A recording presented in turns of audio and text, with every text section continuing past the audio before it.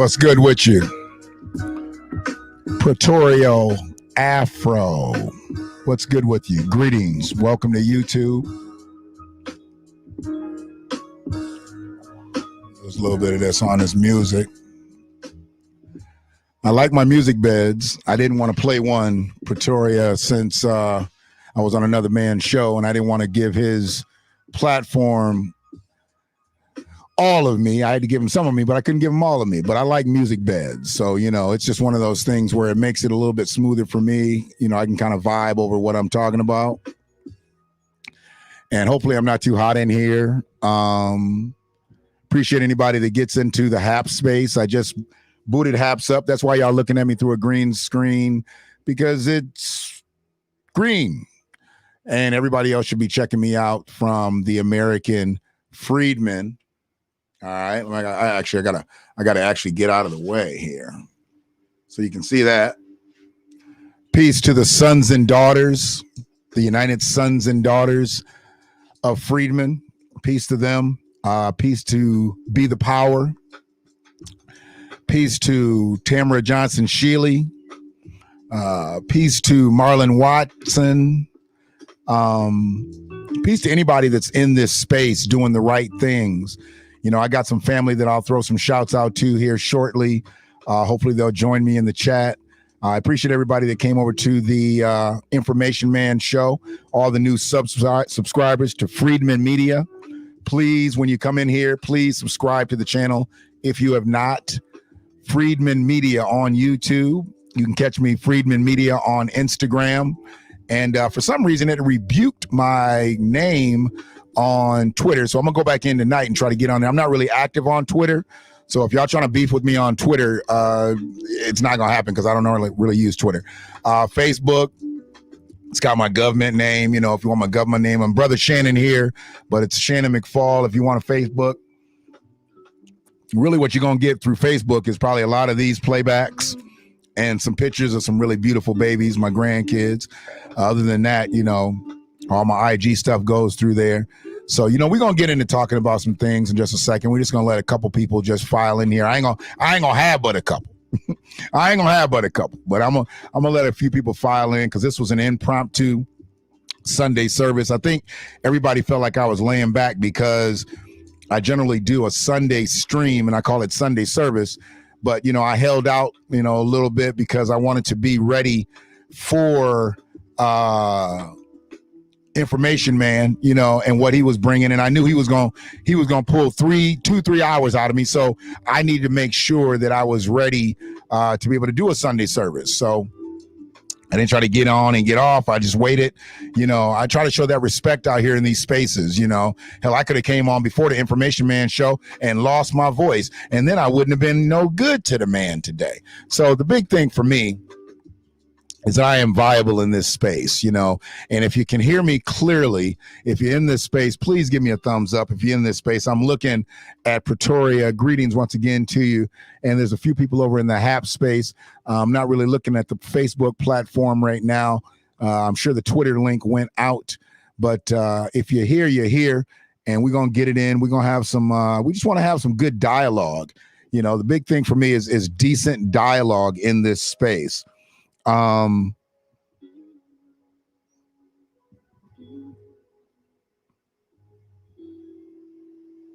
Excuse me.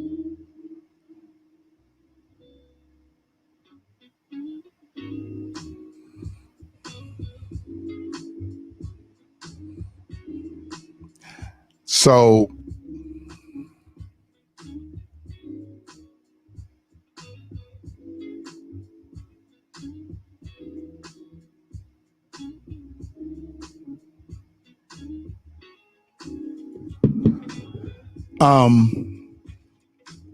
yeah, I mean, I want to talk about some things that, you know, maybe even Information Man and I talked about and expound on them a little bit more.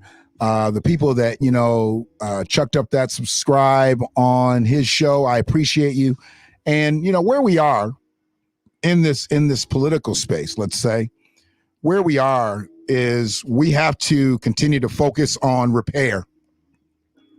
We have to continue to focus on getting better as a people, not only politically, but with one another. I see that we're finding, and this might be just my own testimonial too, a little bit. I'm going to have a testimonial probably all night, but this will be part of my testimonial. We've got to be better with one another. If we're all working for some positivity out here, okay, if we're working for some positivity, then there is absolutely no reason for us to be fighting one another. If we're both working towards positivity, then why would we end up fighting each other? See, there's got to be a reason that people come to, and literally, I've seen people come to physical blows over what they were supposed to be both fighting for. How can you disagree so vehemently that you become physical and you become enraged at someone that's supposed to be your brother, that's supposed to be on the same side of the playing surface as you? That's a problem with me. So we have to get together, and this just isn't about calling each other nigga, and this just ain't about this, that, and the other. Interracial relationships, and I hear that all the time. How can you be pro-black? I did a video about it yesterday and let motherfuckers know. If you don't like me because I got somebody who's not black, pull up. Tell me about it. But then I also want to tell you about the bitch that fucking almost killed me because she was darker than I was. Now, she didn't send me to a white woman. I have beige babies, so I've dealt with white women off and on all my fucking life. But I've also dealt with black ones. I've dealt with Hispanic ones and Asian ones. I've been all across this motherfucker of femininity. Get it? Understands me. I don't discriminate. But what I do discriminate against is against a motherfucker that's bad for me, and the person that's been the worst for me as a mate was my wife. And nobody ever said shit about all the shit she did. But then they say, how can you be talking like you talking and you got a white woman? Well, you know what? You got a black woman, and how can you be talking like you talking, you coon ass nigga? Get the fuck out of here with that shit. Y'all motherfuckers can talk some crazy shit sometimes. How can you be talking like that? How can you be talking like that? Really? You wondering how the fuck I'm talking like I'm talking, but I'm wondering how the fuck you talking like you talking. Your daddy should have left you on that fucking mattress. Fuck out of here.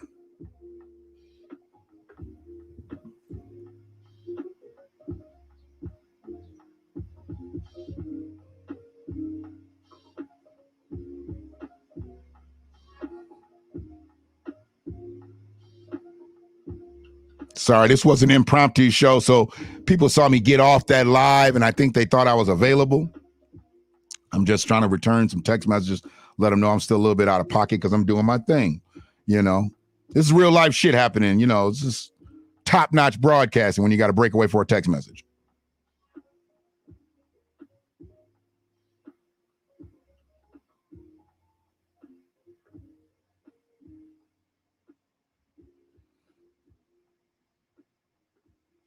So, yeah. So where I'm at, stand up and fight back. Appreciate you in the YouTube space. You generally hit me up over there on Haps, and it looks like I got a few people in the Haps room. Ain't nobody said nothing just yet, but they in there. Hopefully they'll come on. They seeing this green screen. Everybody else catching the Freedman Media logo that I use now from the American Freedman flag, and shout out to the United Sons and Daughters of Freedmen and Be the Power. That family over there is giving me great love, great support. And, I glean to them when I need the data. I glean to them when I need the education. I glean to them because they've gleaned to the experts.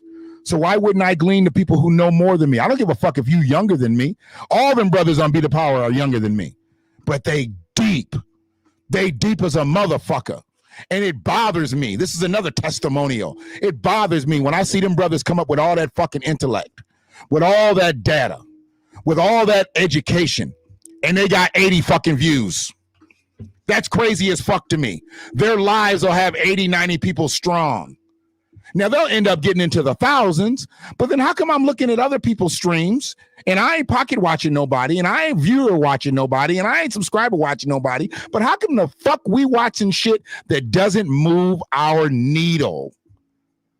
10, 20,000 deep sometimes in some of these lives, and they should be talking about nothing. Absolutely nothing. Where does that leave you after looking at 2 hours of nothing? Gave you nothing to go on, nothing to move on, nothing to think about how to make your family better. How the fuck do you do that? I mean, I watch television, and I watch a lot of TV that, there's a lot of realistic shit, but there's some shit that probably doesn't happen on a normal basis. But that's why I watch TV, to be entertained. I don't watch TV to be educated. And unfortunately, a lot of people watch TV to be educated, and look what the fuck you're getting. If you're watching CNN to be educated, you're not. You're being entertained. If you're watching MSNBC to be educated, you're not. You're being entertained. It's just not happening. Jasmine Virgo, I appreciate you. I saw you in the chat on the Information Man show. I appreciate your subscriber or your subscription, and I appreciate you coming over. Thank you. I appreciate you. I try to bring the content right from where it starts, in my heart. In my heart. And I appreciate you being a new sub. Stand up and fight back. I know that you've been a sub. Pretoria, I believe you subscribed during the information. So I got new family out here. You know, I don't consider y'all friends. I don't consider y'all followers. I don't consider y'all subscribers. I consider y'all family. Because I could always use more family. I don't need any more kinfolk. I need more family. See, I got kinfolks. I got kinfolks that don't fucking support me. But I don't care. I keep moving. I'm going to sit down, lay down, and cry because nobody supports me. That's got my same blood running through me. Who gives a fuck? I'm going to move the needle with or without kinfolk, but I need family. And I appreciate y'all family coming in here tonight. Now we up to, looks like about 9, 10 people in the Hap space. Still ain't nobody saying shit. I'm wondering where everybody's at. Maybe everybody eating that second plate they got, you know. And I'm not sure exactly what they doing, but we've been on about 14 minutes. We've been on 14 minutes, and ain't nobody said nothing in the Hap space. I'm usually pretty good in the Hap space by now. Somebody done checked in. Got a lot of good people over in the Hap space. I like Haps because they put us out to Facebook, YouTube, Twitch, Periscope, Twitter, Instagram. I still don't know exactly how we get on Instagram, but it says we do. Okay, I get it. But, you know, as long as the message gets to the people that it needs to get to. I don't need this message to get to people that ain't going to use it. I need this message to get to people that it can work for. And I appreciate y'all being in there tonight and, you know, working that chat up in Information Man show. Good brother out there. Very, very good brother. So I'm not really understanding mass views for garbage content, unfortunately. Absolutely. Absolutely, Brother Brian. Brother Brian, I'm not sure exactly what the situation is, why people are so drawn to bullshit. They're drawn to bullshit, but then when there's something that's real, that's staring them right in the face, and I'm not saying that you got to listen to me. I'm not saying you even got to listen to somebody just like me or not like me, whatever. But listen to something that's going to move your needle. If it's not going to move your needle, do you really have time for it in this space? And like I said, I watch television, but I generally watch television 2, 3 o'clock in the morning and shit. Ain't shit else popping at 2, 3 o'clock in the morning. And it's usually DVR'd shit. I'm not going to look for new stuff to watch. I'm looking for stuff that I recorded and I can get rid of. So, you know, but I appreciate you coming into the chat. Jasmine, coming into the chat. Stand Up, coming into the chat. Pretoria.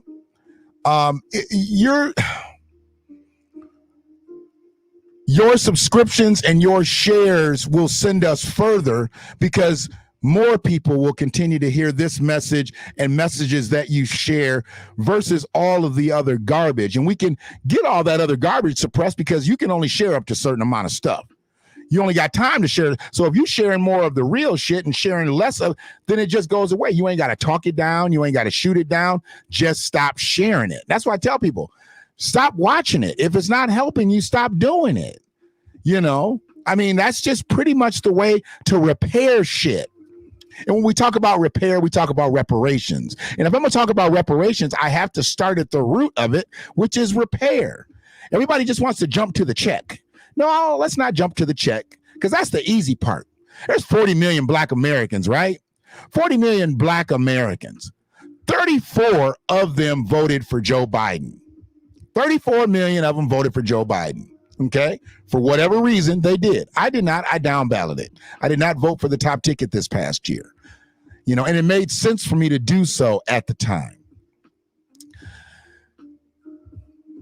If you took $40 million and gave it to every native black American, 40 million, and this is voters, and gave it to every native black American, and then you opened up America's pipeline to lending, to housing, to business loans, to education, we would indeed be repaired as a people.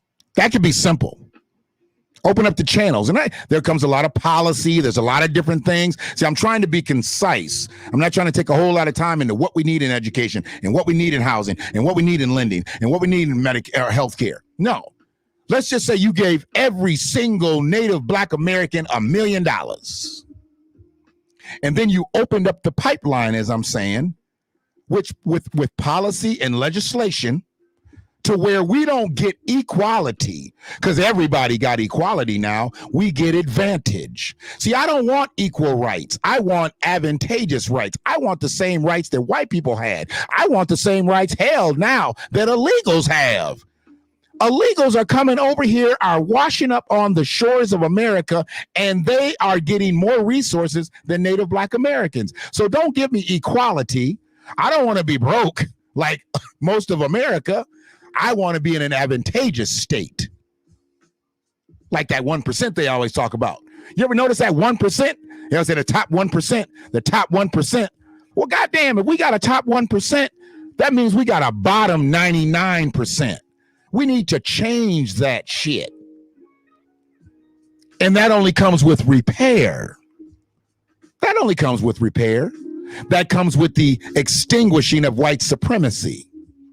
Why can't everybody be supreme? I realize there's going to be some impoverished people. There's going to be some poor people. There's going to be some desolate people. I get that. But it shouldn't be black Americans, not the people that built this fucking country, the people that have lost the most on this soil. Nobody in this country has lost more than native black Americans. Nobody.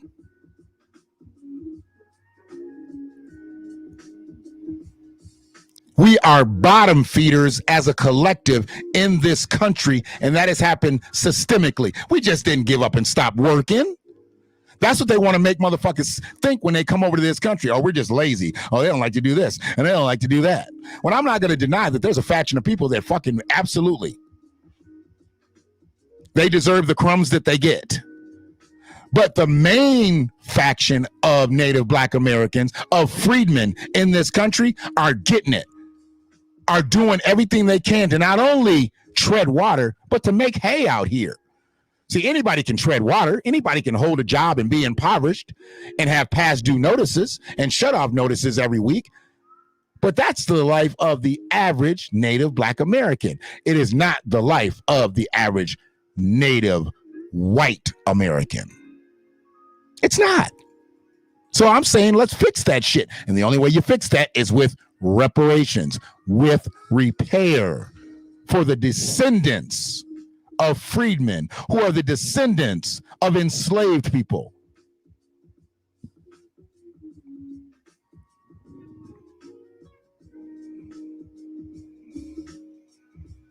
I'm looking for repair. I'm not looking for anything that's not owed to me and my people. I will never look for anything that is owed to somebody else. And that's when I have a problem with Pan-Africanists.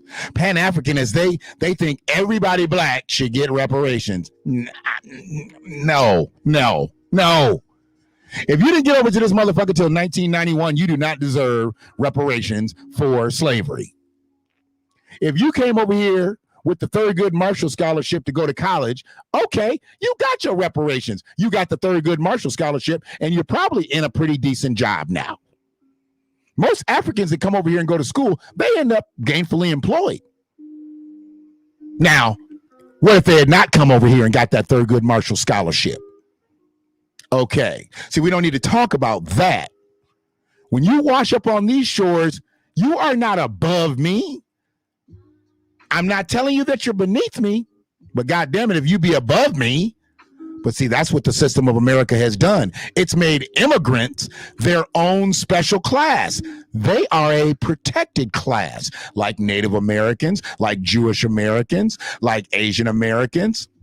What about Black Americans? How come we're not a protected class? Because nobody's lobbied for that. See, all those other collectives of people, they've lobbied for that. The Asian Americans got $50 million and got a anti-hate crime bill. The $50 million wasn't for anti-hate crimes. The $50 million was for domestic abuse, was for survivors of sexual assault.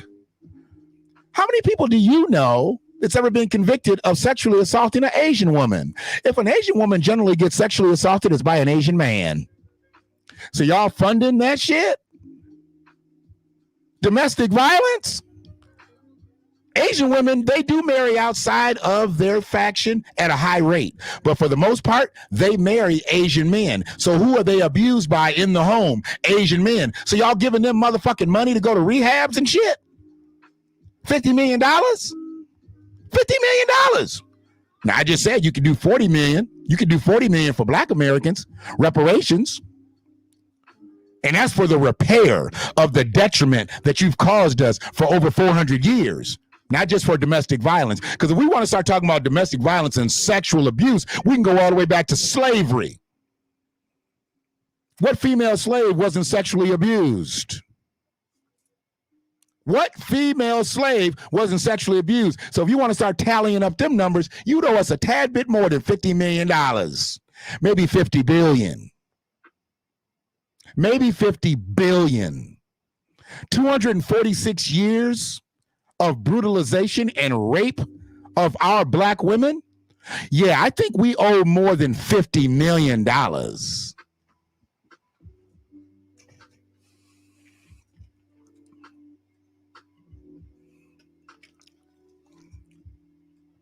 You stole the ability for us to be solvent. You freed us, but to what? To what? What did you free us to? What did we get when you let us go? We got nothing. We walked down the road right into sharecropping, where y'all still owed the land, we still worked the land, and still got nothing for it. I mean, just enough to survive, just enough to eat crumbs off of. Because when we wanted to go build our own shit, you gave us seeds that wouldn't grow. You gave us wood that had termites in it.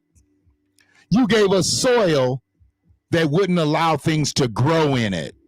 It was all plotted out. So what would we have to do in the end? We'd have to come right back to the white man and work for him.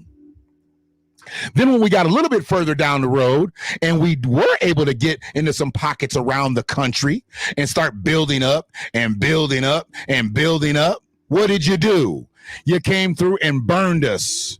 You came through and brutalized us. You came through and raped us and killed us out of our own neighborhoods. And then when we started to get back in flux again, and get that shit back together, you say, you know what? We need to build some goddamn freeways. But we're not going to build them over there. We're going to build them right through every major city where a Black community is in this country. This ain't shit that people are hearing for the first time. I say the same shit over and over just to hammer the points home. This is why white supremacy is what it is. You trying to tell me that they couldn't have built them freeways just on the other side of the Black community? Why'd they have to drive it right through the Black community? They didn't even give us the construction jobs to build the freeways. They just burned us out and we were nothing. Once again, nothing. As long as we're nothing to white people but a vote, we have no leverage in this country. We have no leverage. In 1921, when there was 1 million Black farmers, 1 million Black farmers. Let me tell you something. If you had 1 million Black farmers today, And we're just talking standard agriculture. With what you can grow and the way you can grow things today, 1 million black farmers, we'd have our own agricultural schools. We'd have our own botanist schools, horticultural schools. Anything that you can grow, we would have an educational facility on it. But instead, we don't. And one of the best agricultural schools in the country is right up the road at Michigan State University. Now, you probably know Michigan State University more as a basketball school or more as a football school. You didn't know that they grooming farmers about that bitch. And I don't ever see none of the football players and none of the basketball players majoring in agriculture. Most of them are majoring in physical education. So if I don't make it in the pros, I can always be a gym teacher. The fuck? And ain't nothing wrong with gym teachers. If you're going to give them a full-time job and give them some access into the educational infrastructure where he's going to be able to take care of his family, send his kids to the same school system that he works in. There's a lot of teachers that work in a school system and they can't even send their kids to the same school system that they work in. Think about that. Think about a black school teacher that can't send their kids to the same schools that they teach at because they don't live in that area. You know, the district that they live in is more affordable than the district that they teach in. How can that be? And how can we be okay with it?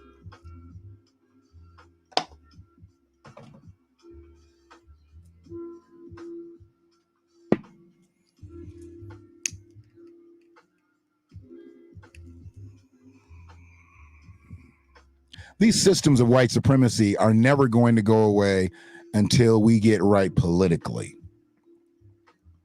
I mean, that's just what it is. It starts there. That's who runs shit. As badly as they do, that's who runs shit. Appreciate you, Sister Jasmine. Sister June.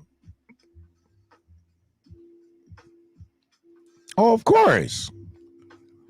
I mean, once they run us out and them houses are empty and we've been gentrified and white folks move in, they need areas for their kids to go. They need parks. You know what I'm saying? They need parks for their kids to play in. You know, that's why sometimes I be seeing some of these neighborhoods, and I never condemn the people that are out there trying to make good. Okay. Some of y'all knew, so this disclaimer is for y'all. Y'all never gonna see me shit on somebody that is trying to do the right thing in their community. But if you are living in a community that has been gentrified and where it used to be 80% black, it might now be 40% black, 50% black. You've got a lot of new faces in there and they don't look like you. Y'all went from lowriders and big rims to Teslas and Priuses. Yeah, I understand it. But here's the thing. When y'all out there doing these goddamn community cleanups and shit, cleaning up the parks, cleaning up the streets in your neighborhood, cleaning up the schoolyards, getting the tumbleweeds off the basketball courts, off the tennis courts, off the tetherball courts, off the kickball fields. When you're out there doing that shit, how come y'all don't be having y'all new neighbors come out there? Y'all new neighbors is white now, right? Y'all new neighbors gentrified your neighborhood, right? They moved into the neighborhood, and they didn't move into your neighborhood because they wanted to be around a whole lot of black people. They moved into your neighborhood because the house was affordable. Understand the game. Because they're going to make that motherfucker bubble in about 5 to 10 years, and they're going to flip it, sell it for more money, and they're going to end up in the neighborhood that they really want to be in. But I digress. Let's go backwards. When y'all be doing this goddamn community cleanup and doing all this shit where you cleaning up the parks and you cleaning up the schoolyards and you cleaning up the play spaces for these people for the kids to come out and play at, how come y'all don't go knock on y'all new white neighbors' doors and shit and say, hey, get your ass on out here. We cleaning this shit up to make it safe for the community. And your kids gonna be out here riding their bikes, riding their rollerblades, riding their hoverboards, riding their scooters. They're going to be out here taking advantage of all this shit. So we need y'all to be a part of the community, not just in residence alone. Get your ass out here. And if they don't want to get the fuck out there, then get them out the fucking neighborhood. You can make it uncomfortable for motherfuckers not to live in your fucking neighborhood. And I'm not telling you to terrorize nobody. I'm not telling you to brutalize nobody. I'm not telling you to run up on their property, be knocking on their doors, throwing shit through their window like they used to do to us. But I am telling you, look, if a motherfucker wants to live on an island, go let him live on an island. But your neighborhood ain't an island. Your neighborhood ain't an island. It might be Gilligan's Island because y'all motherfuckers are stranded. You can't leave. And if you can't leave, at least you make hay. Look at what they did on Gilligan's Island. That was just an island. Look at all the shit. Look how long they stayed on Gilligan's Island. They made all kinds of shit up. Y'all need to be doing it in your own community. Stop letting people come in your community, take over residence-wise, but they don't fucking contribute to what y'all doing as natives.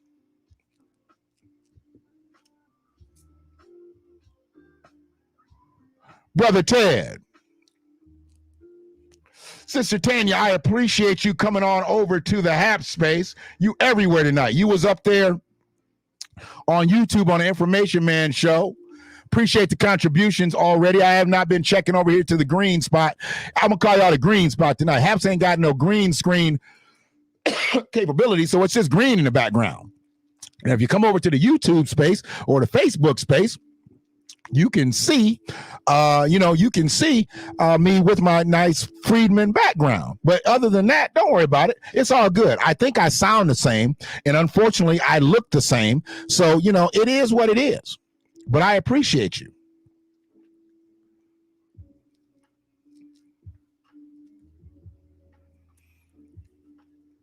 We got to be able to call white supremacy out at all times. And we've got to start developing strategies to turn white supremacy around. And the only way we do that is politically. We're not going to get rid. And see, we're not talking about just flooding the houses of the houses of justice or halls of justice with black politicians. We're talking about filling the halls of justice with politicians that are going to advocate for us. And if they advocate for us, then we can fuck with them. I don't give a fuck if you're taupe. You can be mauve. You can be turquoise. Turquoise, as my granddaughter would say, turquoise. You can be turquoise. But as long as you advocating for Friedman, I'll fuck with you. See, here's the thing that I know about politics. If you get somebody out there that's advocating solely for Friedman, they're advocating for America. See, it's flipped around where people think because people are advocating for minorities or people are advocating for people of color, they're advocating for freedmen. No. Just because you advocating for black immigrants don't mean you advocating for native black Americans. You could be advocating for DACA. They're people of color.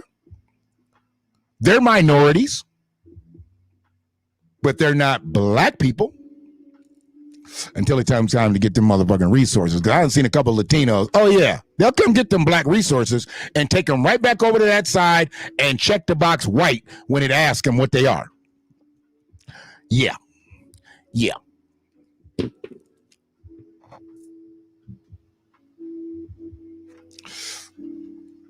Hopefully some more people from the Hap Space get in here. Sunday Night Smoke, Tony D, the family been in here. Brother Ted. See, Brother Ted, I know you a movie buff. You be catching me with my movie lines and shit when I be dropping them in the cast. A lot of people don't catch them. They're not quick enough to do that. But I'm a movie buff for real.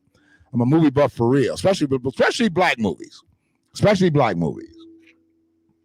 So, but I appreciate you for being here, for the people being here, because you're catching something, that's organic.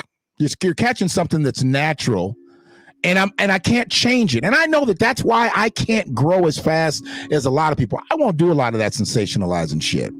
A lot of motherfuckers, they fell in love with Kwame Brown, and now they've fallen out of love with Kwame Brown. Why?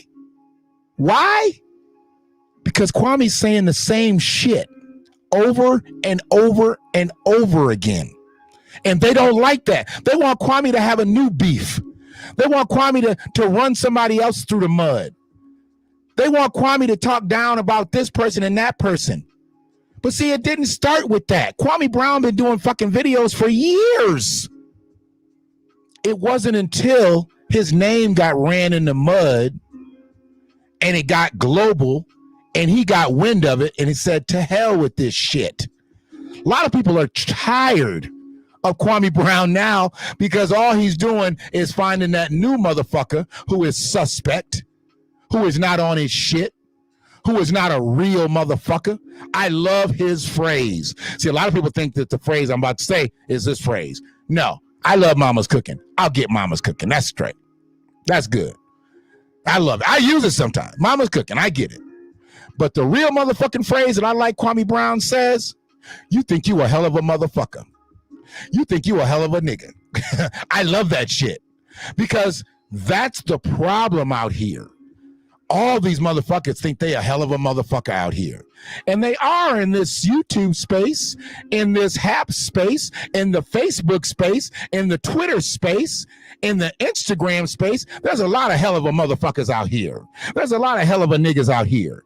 But when it comes to putting the rubber to the road, there's very few real motherfuckers out here. And Kwame Brown's been calling them out.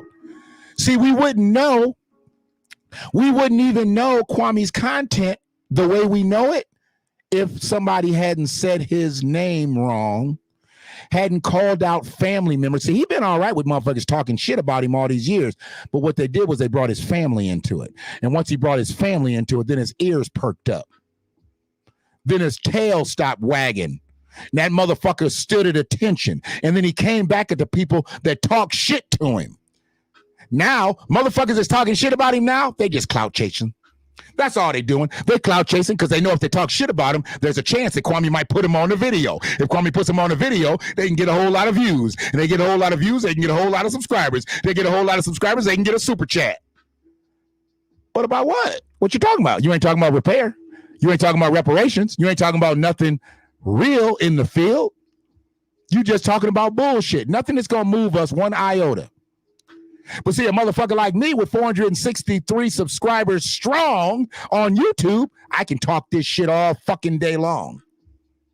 I can talk it all day long because there ain't nothing else out there for me. If I was doing it for the viewers, I'd have quit a long time ago. If I was doing it for the subscribers, I'd have quit a long time ago. If I was doing it because just to get money in the super chat, I'd have quit long time ago. I'm doing it because I got grandkids and I got more on the way and they got to have something when I leave up out this bitch. I've done my best, but I know whatever years I got left, it ain't going to be enough to give them a substantial life. So I got to do something out here substantial so they'll have something substantial.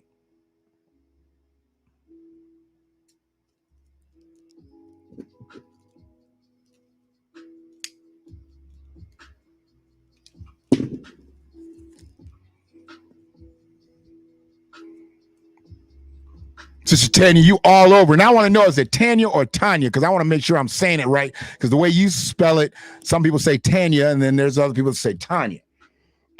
So I always like to make sure it's right. Because my name is Shannon, and motherfuckers call me Shane and Sean and all kinds of shit. I'm like, well, damn. How hard is Shannon? I think they do that shit out of fucking disrespect.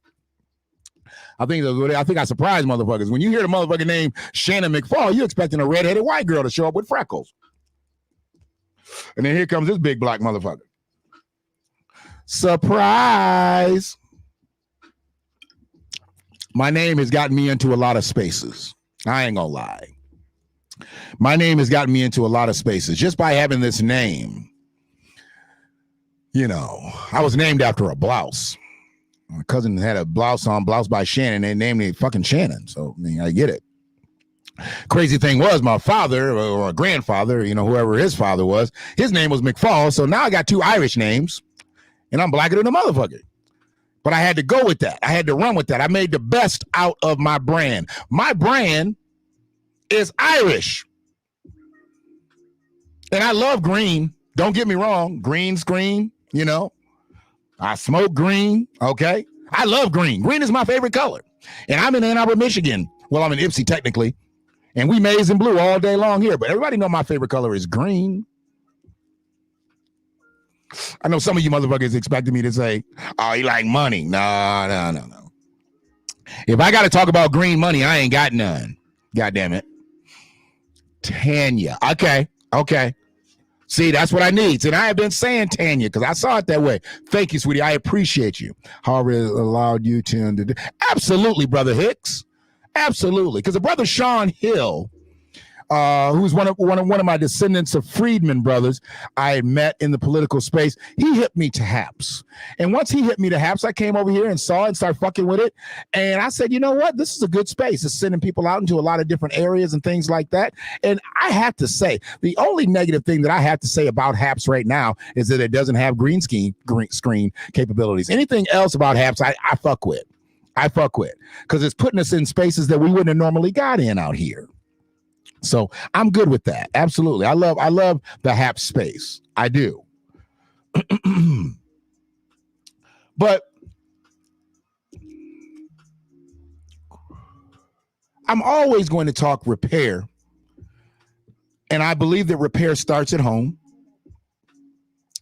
And if anybody has a testimonial, and they want to come on, I can give you the StreamYard link, and you want to come on, get in the chat, and I'll put the link up, and I'll bring you on. I have no problem with that.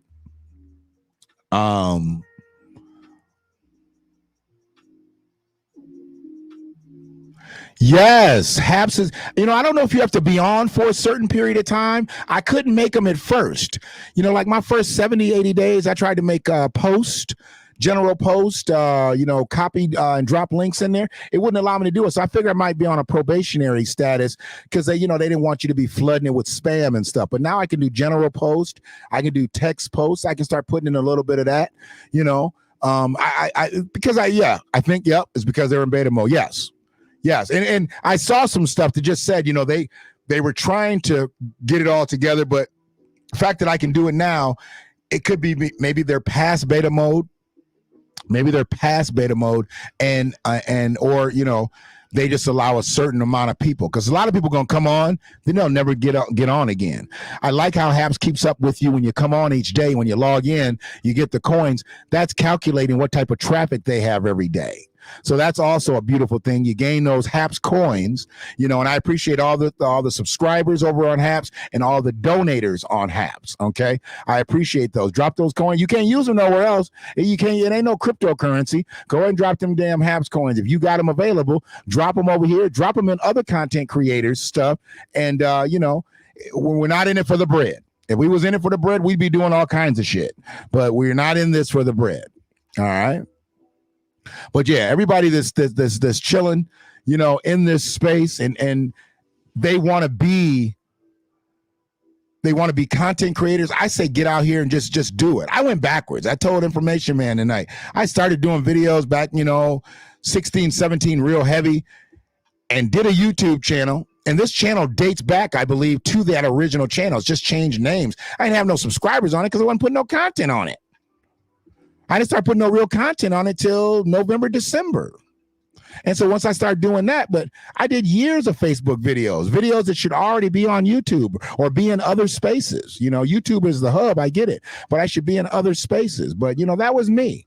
That was me actually kind of doubting myself. I doubted what people really wanted to hear, even though I knew I was only going to talk one way. I doubted the way I was going to deliver it. And the way I'm going to deliver it is me. I can't soften this fucking message up. We don't do well when things get softened up for us. When people are nice to us, that's one thing I got to say about Native Black Americans. We perform better under pressure, because when people get nice to us, we relax.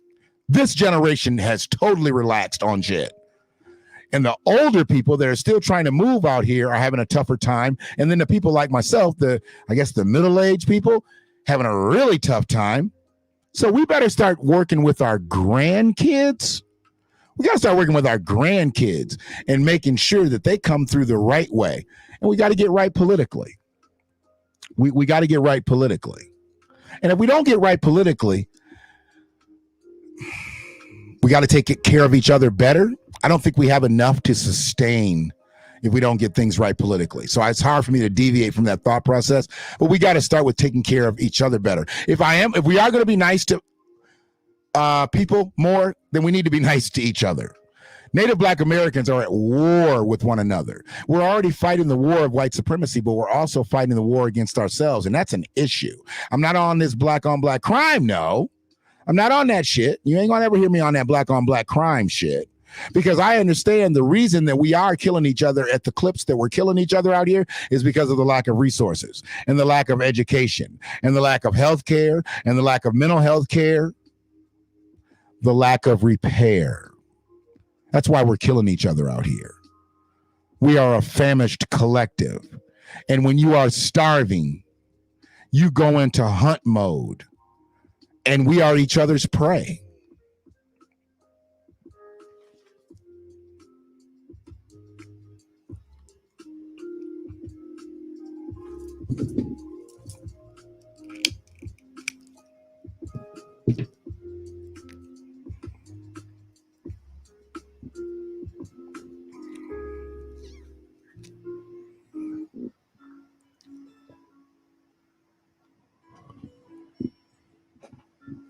But Testimonial Sunday, it's got to be a little bit about y'all, and maybe y'all don't want to come on and be on the live, but give me a testimonial. I just came up with that off the dome, bro. I literally just came up with Famished Collective off the dome. That's the way I do most of my shit.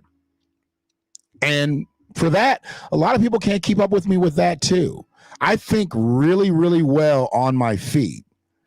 And I have to tell you, I think better on my feet in 2021 than I thought in 2011. In 2011, I was sitting at about 450 pounds. I ended up eclipsing 500 pounds, before 2013 hit when I got weight loss surgery. My thought process had slowed down so much. I was nowhere near the mental man that I am today, that I had been in previous years. I had got to a point and then I started to falter. And it wasn't like I got dumb. It wasn't like I got fat and dumb. I just started to slow down because there were so many other things that my body was in need of that it didn't allow me to think. I didn't write as much. I didn't do things, the way I had did them in years past. So I slowed down. I was in the midst of being a father of preteens. I had left one wrong relationship, then ended up getting married. And by 2011, I was in a marriage that was going to eventually almost kill me. So you got to understand, 10 years ago was one of the worst periods of my life. 9 years ago was the worst period of my life. It was when I lost my daughters. It was when I lost them for several years to come. And it took us years to get back some of what we lost. We still haven't got it all back because we're not all on the same plane. Once we get all on the same plane, we'll get it back. But we ain't all on the same plane right now. And I ain't gonna get too deep into my family structure right now because, I'm kind of fucked up about it.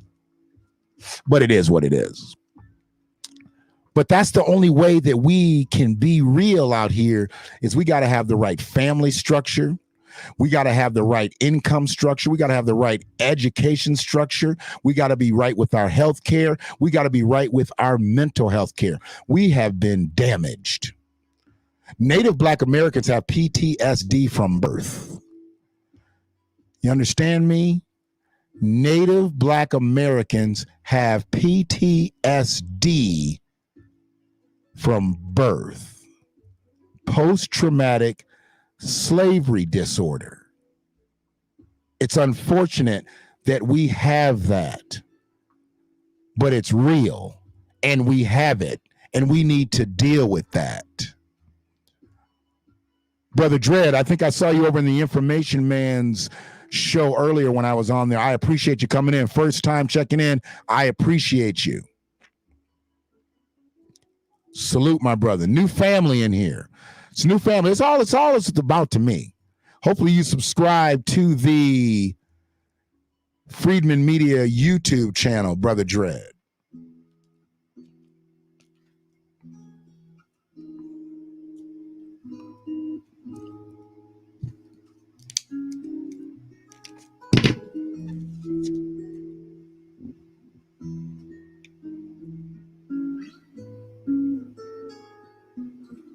everybody that's in here, you've watched other telecasts. And I was on Kwame Brown for a second there. Kwame Brown, to me, will never get old. He may have a rise and then start to teeter off a little bit, but I think he's always going to stay on the spectrum because he's got some real shit to say. But what's the problem with Kwame's message right now is that people are not using it for what he's fucking telling them to do. He's telling people to use his videos, go make money off his videos. Don't say nothing greasy. And he'll even shout your shit out. But people are using his videos when he goes in on people, and they want to use his videos for the sensationalism of it. They don't want to use his videos for the education part of it. And that's why I've lacked using his content. I watch it. Don't get me wrong. I've been watching. I watch damn near all of his shit. I can't even keep up with him because he leaves more fucking videos now than I do. But his shit is strong. And he just broke another YouTuber down a couple days ago, this Hassan Campbell. I was going to do a stream about it last night, but I got busy and got working and shit, and I fucking couldn't do it. But he just totally got rid of Hassan Campbell. Now, Hassan Campbell is going to still have a platform, but as far as I'm concerned, his credibility, he got rid of him. If you listen to Hassan Campbell now, you must be watching fucking cartoons. Because he took Hassan Campbell down to the lowest common denominator. So you got to understand what he did was he took him down to the lowest common denominator, not denominator, the lowest common denominator. Hassan Campbell is big on the YouTube space, huge on the social media space. You know, he's one of them brothers that likes to talk street and likes to talk about his street credibility and him going to jail and who he knows and this, that, and the other. And Kwame Brown broke all that shit down. Like, what's that matter if you're not helping little black boys and little black girls get better? But then what Kwame Brown really broke him down was because he had talked greasy about Kwame Brown.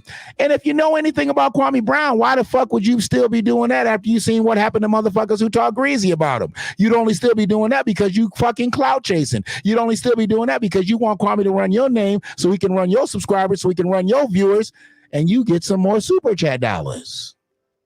You niggas are something else. You're something else.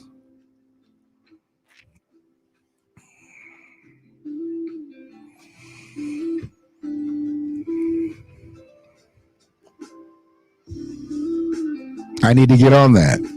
Brighteon. There is so much info. Okay. I jump on that. You know, I try to really stay with the content and building the content, Sister Tanya. So I lose out on a lot of those opportunities for other platforms for me to even put my own videos on. Yeah, that's why I don't really need like a whole fucking media team. But what I need people out here sharing my clips in other spaces. Get my shit out there in other spaces. Let me know. Hey, I'm trying to put you out in this space. I'll get into that space. I'll subscribe to that space. I'll sign up to that space. But I can't sign up to them all and link my videos to them all because I got other shit I got to do. And I got to help try to fucking put some food on the goddamn table. I'd love to just sit in front of this motherfucker all day and talk to y'all. But I am not independently wealthy. I am not financially fit. So therefore, I got to get out there and do something. But I appreciate everybody in this space. We're rolling up on an hour, you know, and I don't know if we're getting stronger, if we teetered off, if we going down. I don't know what happened. When I hit 60 minutes, we'll see where the numbers are at. You know, we'll see where the numbers are at. Brother Information. You did your thing. You did your thing tonight, brother. I appreciate you. 3 hours long on the stream for Information Man. Y'all got to go back and check it out. Y'all got to go check that out and make sure if you're in this space and you haven't subscribed to Information Man, you need to be subscribing to Information Man. But I think most of y'all have subscribed to him because, hey, I came to you through him and y'all came to me through him. So y'all probably already subscribing to him. But make sure you share that video from earlier tonight. That was 3 hours of nuggets. That was 3 hours of nuggets. We did some things on that. I love that. I love that brother said and did what he said he was going to do. So I'm going to invite you on. I'm going to get you on. I'm going to blow your platform up. You know, you need to get more YouTube subs. You need to get more people watching your content. He's already given me some ism on how to move forward, you know, with some logistics on my equipment and things like that. See, that's how we build each other up. He saw me in my car. He saw me in my car. That's how he saw me making videos. And I still make them in my car. But he didn't have to fuck with me. But Information Man got 10,000 subscribers on one of his YouTube channels. He don't need to fuck with somebody with now 463 subscribers. Probably 462 by the time I get off here. Everybody leave every now and then. I don't know how they do that shit. Why you join and then you leave? What are you doing here? I don't get it. So what I'm looking for right now is I'm looking for the consistency for us, not just watching my videos, not just watching Information Man's videos, but we've got to watch things that are going to control our narrative. Stop watching all the goofy shit. And like I said, Kwame Brown, he's never going to go away now because he's done what other people are scared to do. And people like keeping people like Kwame around. A lot of people don't like him, but there's a lot of people who do. He says what other people are scared to say. Information Man says what other people are scared to say. BTP say what other people are scared to say.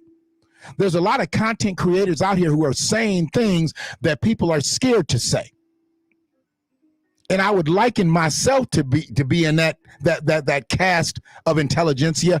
I'm saying what other people are scared to say. And maybe they're not scared, but they've got different things to protect out here to where they can't say those things outwardly in a social matter. They'll talk one way privately, but they'll have to be silent publicly. But you can be silent publicly as long as you're not talking against the collective in your silence. Don't be silent and be greasy against the collective.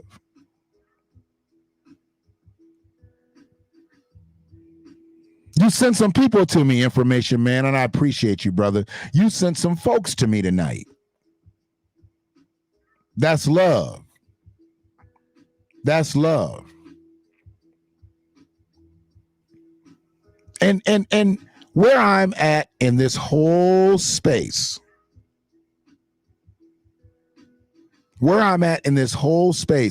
is collective uplift.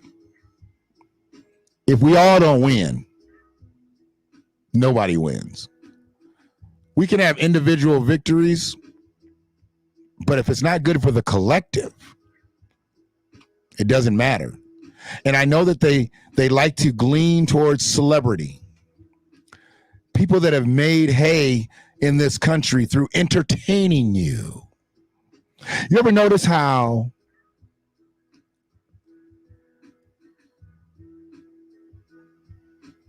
a person like LeBron James is lifted? He was lifted in Cleveland. He was lifted in Miami. He's now lifted in Los Angeles. But why aren't great attorneys like Johnny Cochran lifted in the same light? Before the last 4 years of detrimental behavior in this country, I probably would have said Dr. Ben Carson was one of our greatest black heroes. But Ben showed me something when he became part of Donald Trump's administration. A neurosurgeon, if I'm not mistaken. He's a neurosurgeon, so he knows about the brain. He knows about the human body. You know, if a neurosurgeon, he is a doctor, so he knows about the whole body, but what he specializes in is the brain. So they took a neurosurgeon and they made him the top motherfucker of HUD. One of the top doctors in the country. They made the top motherfucker of HUD. Now, they could have made him the top motherfucker of medicine in the country. He's Ben Carson, Dr. Ben Carson, famed neurosurgeon Ben Carson, all around known professional, whatever in the medical field, Ben Carson. Why the fuck would you put him over in HUD? He don't know shit about housing other than how to go look for one. And he probably don't even look for the houses no more. His wife looked for the houses, just like she looked for that $31,000 dinette set for his fucking office. Who the fuck needs a $31,000 dinette set in their goddamn office? $31,000? $31,000 for a dinette set. I look kind of crazy eating a 2-piece meal on a motherfucking $31,000 dinette set. Give me a 2-piece dart. Mashed potatoes with gravy. Gravy on the side, please. Break out the good shit, that $31,000 shit for my $5 meal. You fucking kidding me?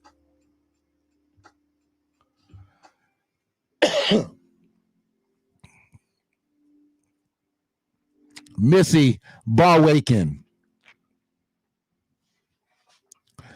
Welcome to the space. Hopefully you were subscribed, Missy. I appreciate you being here. I know you found me through the Information Man show. I can't thank him enough. So I'm not going to stop thanking him. You know, when people say, I can't thank you enough, that's usually the last time they thank you. You ever notice that? When a motherfucker says, I can't thank you enough, that's the last time they thank you. They don't thank you no more. They done.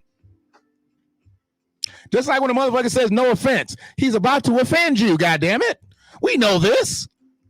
When a motherfucker says no offense before he says something, he's about to offend you. Or when he says some greasy shit, and right at the end of it, he says no offense, he knew that shit was offensive. That's why he's got to cover it with no offense. Shit. Stop fucking with me.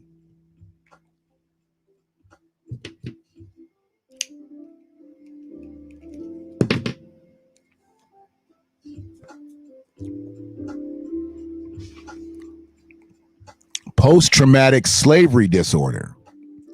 See, we weren't enslaved. Okay? We as a people here, we weren't enslaved. We weren't around in 1865 or before. But we inherited then the inherent detriment of enslaved people.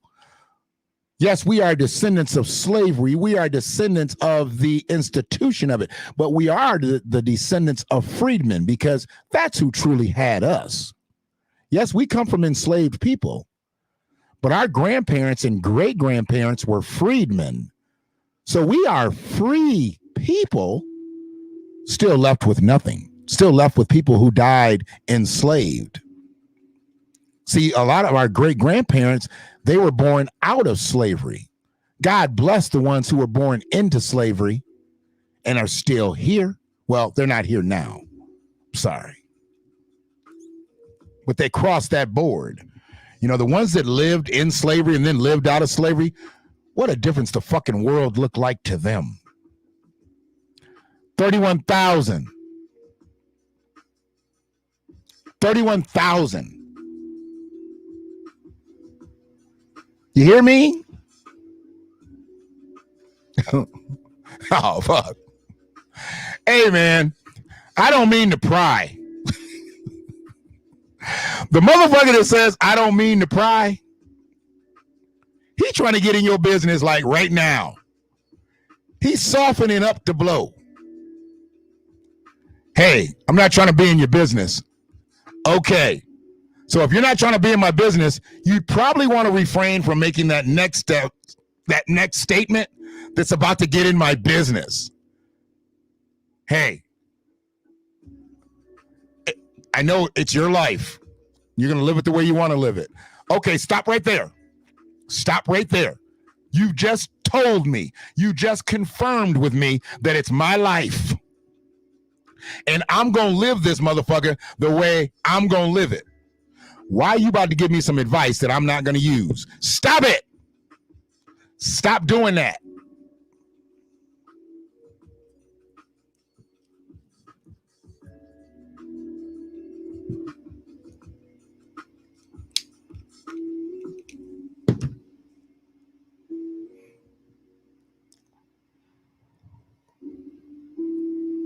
This is what repair is about, brother. We have been disenfranchised. for over 26 generations. And that's using the long term. You got to understand. Slavery was 12 generations. Systemic oppression has been 7 generations. But if we want to talk about before, I only go with the documentation of 1619 on. But if we want to talk about before, I know there's talk of 1526 and 1492, and then a little bit before that. So we've been marginalized in this territory for hundreds of years. We've been disenfranchised on this territory for hundreds of years. Systemically. Not because we didn't want to get together, work together, be together.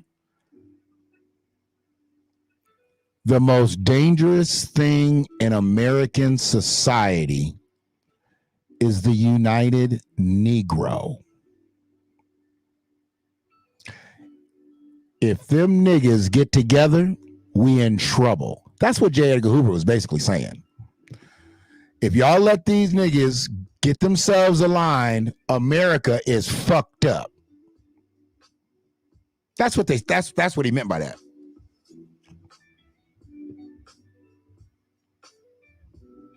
Whatever they say they're not going to do, that's what they're going to say or do. So you must be speaking about politicians. Politicians, they run a campaign and they run on certain agendas. And generally what they say they're going to do, they don't usually do for the mass collective. But they hit on a couple certain points to get the vote, and then they advocate for those people that have true political power. Just because we vote strong one way or another doesn't mean we have true political power. It's what happens after those people get elected and who can push the buttons of those politicians to get bills passed, legislation passed, all that shit. That's who has true political power. If we don't make politicians do what they say they're going to do, it doesn't matter who we vote in. We've got to vote with one thing in mind: solvency, self-sufficiency. If we vote with, oh, they're going to give us some affordable housing, or they're going to do some aid, or they're going to do some crutches, canes, wheelchairs, Band-Aids for bullet wounds. America's great at that. America gives us Band-Aids for bullet wounds all the time. George Floyd was a bullet wound. They gave us George Floyd police crime bill, which still hasn't passed. But we do have park benches. We do got statues of a man that was killed in the street by a cop. Why does that man deserve a statue? And why you got him sitting on a park bench? Who on this fucking planet ever saw George Floyd sit on a park bench? And if he was sitting on a park bench, why didn't you have him sitting there with his kids? They said George had 5 kids. Why didn't you have his kids around him? You couldn't find a family photo and do a statue with his kids around him? And think about all those orphaned kids, because those are kids without a daddy now, because he was killed by a bigoted police officer. You put him on a park bench. You put him on a park bench in the shit that he was killed in. George had a beater on when he was killed. They put him on that park bench in a motherfucking beater. You fucking serious? You put a dead black man. He was known to wear baseball hats. George Floyd always wore he had a lot of baseball hats. They didn't have a baseball hat on him. He's sitting on a park bench, sun in his eyes, no sunglasses on. He just got the beater on and a symbolic, of whatever the trousers or sweatpants or whatever he had on when they killed him.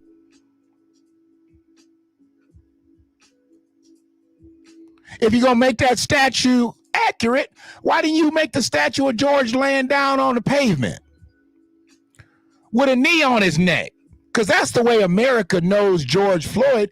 We didn't know George Floyd to be sitting on no goddamn park bench. We knew George Floyd being accosted by the Minnesota Police Department and the number one race soldier on the scene, Derek Chauvin. He took over the crime scene. Now they talking about he wasn't even supposed to work that day. It was his day off. He came in. Man, I wish you'd have took that motherfucking day off, Derek. I really do. Because much as I like seeing your ass behind bars, I would have much rather seen George Floyd still living. I don't give a fuck that he came in. That don't show me that he's, what's Kwame say? He ain't no hell of a motherfucker. He ain't no hell of a motherfucker because he came into work. He killed somebody. On the day he was supposed to be off work, he came in and killed somebody. What kind of trade-off is that? He's an excellent employee, dedicated to the force. On his day off that he came in, he killed somebody. Shit.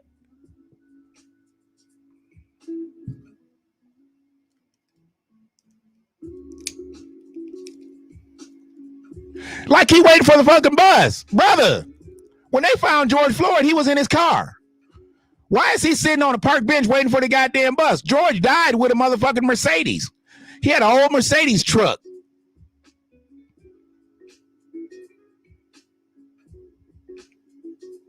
So why the fuck do they got George sitting on the goddamn bench waiting for the bus?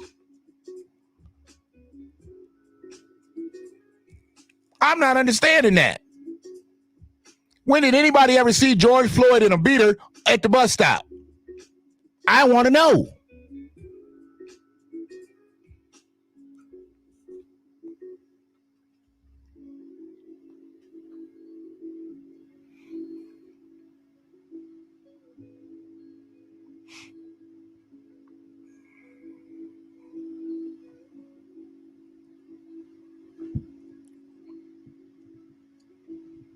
I got a couple of chat rooms popping and I ain't half paying attention to one.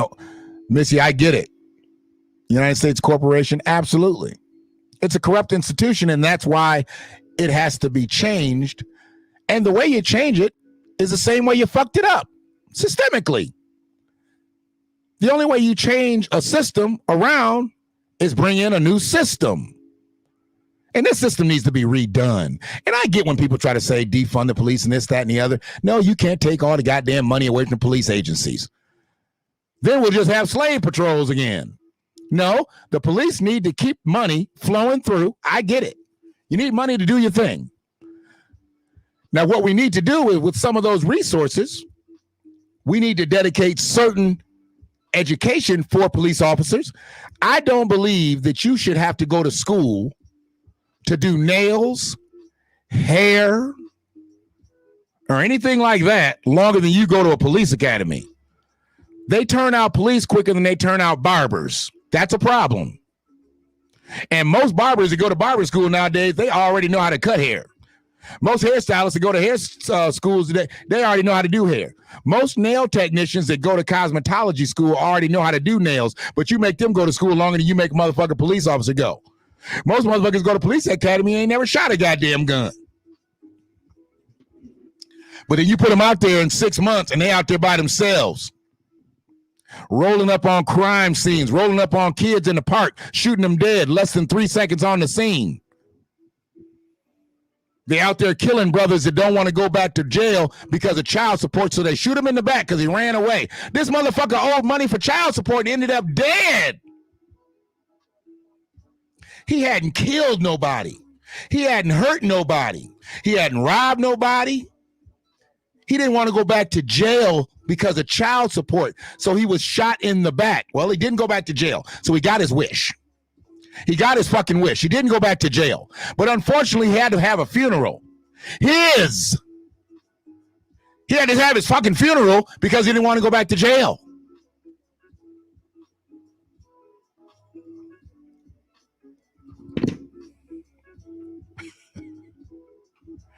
Sorry, y'all. I might say some shit every now and then. You might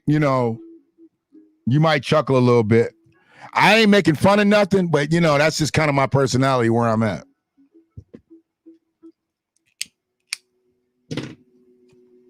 I get off a good one every now and then. People end up laughing at it. So, not enough to be like a stand-up comedian and shit. Many of these police recruits who are probably bullied in school. Oh my God, we don't even want to talk about the motherfucker. Bullied with a badge. Bullied with a badge. Shit. There's so many goddamn cops out here who were bullied in high school, bullied in junior high school, bullied in elementary school, bullied in preschool, bullied in their own house. And they out here with badges and guns and nightsticks and tasers, mag lights. Got $100,000 vehicle they drive around. They can just bump people off. You seen how these police people are hitting people, just hitting them in the street and killing them now? They're not even worrying about tasing them and shooting them. There's been 2 cops that have killed 2 different people in the last couple of months, just hitting them with their police car. Just hitting them with the car, killing them. Oh, yeah, they was black. Sorry, I forgot to mention that. I forgot to mention that vital stat. They were black. They were black.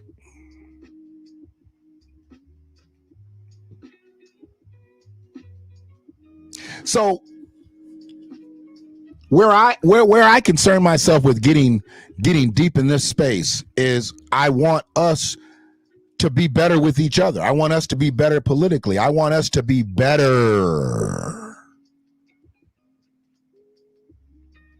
We've got to be politically minded. If we are not,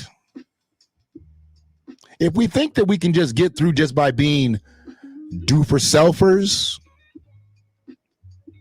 ain't nothing wrong with buying black-owned products. But unfortunately, we don't own enough black-owned businesses to just be exclusive to one another. So what we need to do is we absolutely need to support black businesses. But we need to work politically so we can get repair. So that black business that we're supporting, we can help them manufacture their product in a mass production state. Take them out the house, take them out the garage, take them out that office space that they really can't afford, but they can't be in the house or the garage. And let's start manufacturing our own products. Why we got get a patent, this, that, and the other, and have it mass produced over in Asia? Why we got to do that? Why we got to do that?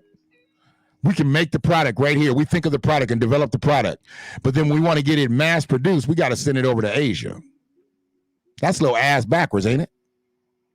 Because don't you know once it gets over to Asia, they're going to make a knockoff of the motherfucker. They're going to make 10 times more money than you do, nigga. Why would you give your idea away? Because essentially, once it gets over there, they can do whatever they want to with it. Of course, they're going to stand by the mass production agreement to build your product, send you back 1 million of them, but they're going to make 10 million of them over there. Your idea, they product.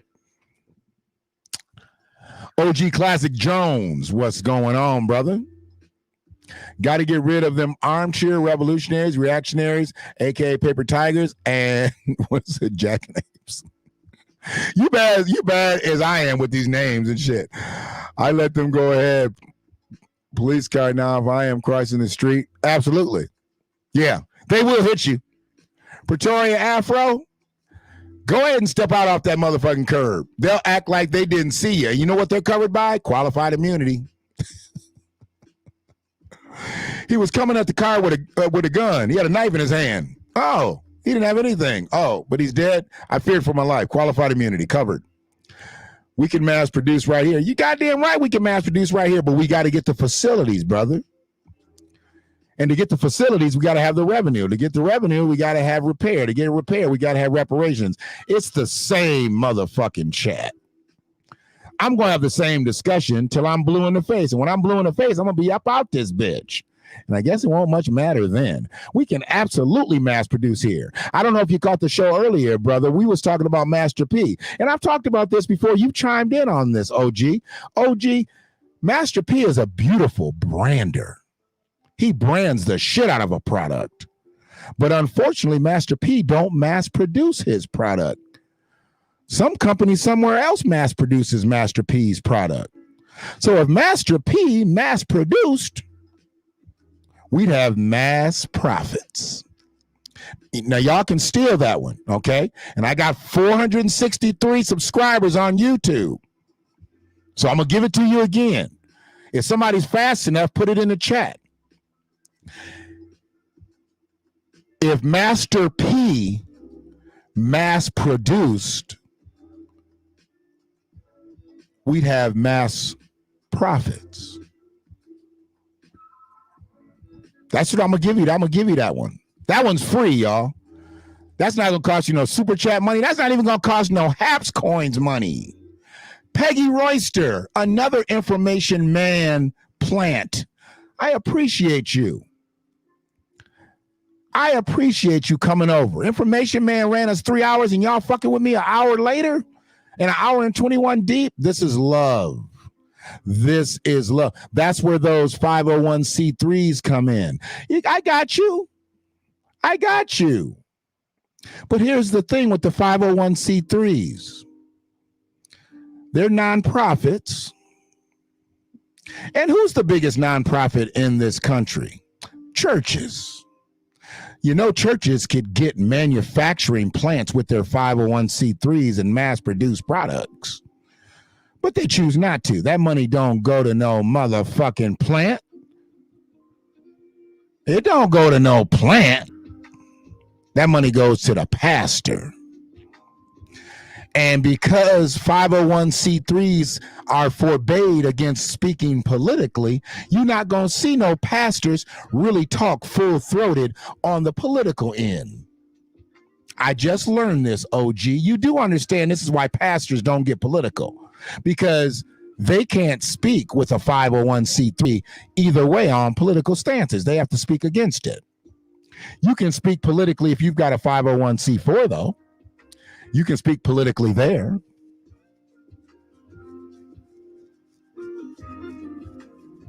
That's why I said if Master P would take Master P's noodles and cereal and all the shit that Master P makes, all his products, and made them out of, and again, let's take up one of these old GM, Chrysler, or Ford plants, gut it, government paid, gut that motherfucker, and build Master P's products right in there and put plants all over this country. If Master P is going to be the only one to step up and mass produce products, why send that shit over there to Asia and let them mass produce it? Why not do it right here? We can mass produce our own shit.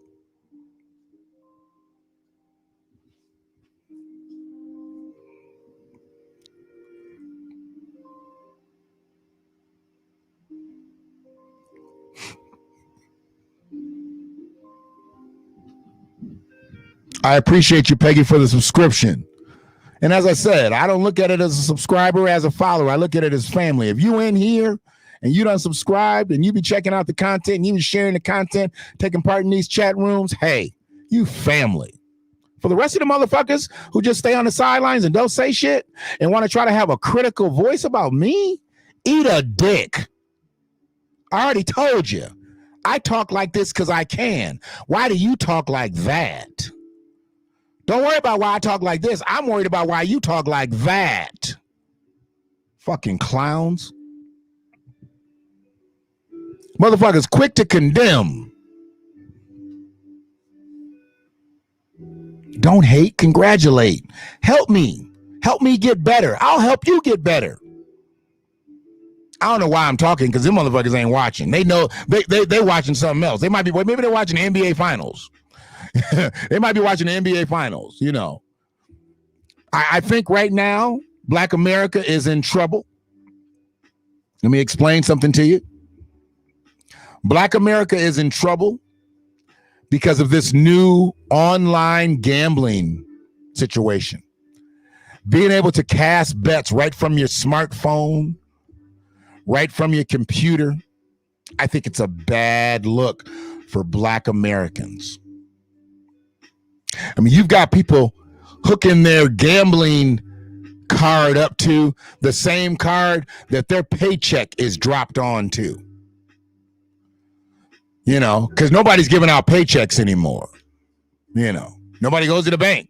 Everybody gets their shit direct deposited. And the same account that money is dropped in to where people get paid from their labor, it's also the same account that they got FanDuel and Sports Duel and this duel and that duel, all linked into, all built to take money away from you. Yes, I know people win every now and then. I get it. But I know very few people who win more than they lose. I know very few. And I think right now we are in trouble. I believe we are in trouble because I believe there are too many brothers and sisters out here betting on their futures. They're betting on their futures. What are their futures? Our futures, for the most part, a lot of times are our children. You know, if we have a substantive job that's going to allow us to run the gamut and then retire from it, that's our future, because that's what our retirement goes into. I see people just gambling away their 401ks. They're going to gamble away their 401ks, their Roth IRAs. Their kids aren't going to go to school. They're not going to have any retirement, and they're not going to have anything when they get kicked out of the plant or wherever they work. Because there's going to come a time where they're going to say, you know what, you can't come back here anymore. You've got to retire. Go get your pension. Go get your Social Security. You got to leave now. And when you leave, what are you going to have left? What are you going to have? If you gambled it all away for the last 20 years, you know, you cost your kids their education. They couldn't go to school because you gambled all that away. You know, you lost your house. Now you and your wife are living in an apartment. Maybe your wife left you because you gambled everything away and she couldn't stay with you no more. She was like, look, I tried to stick it through. We raised the kids and you fucked up their education and I stayed, and then you lost our house and lost our cars and eventually pushed out of your job, and now we're living on a fixed income. She didn't work most of the time. You were working because you were the breadwinner doing your thing. So when she did have to go back to school and get a job, she's making less money because now she's a senior citizen working in the job she probably should have worked in the first place for the first 40 years of her life.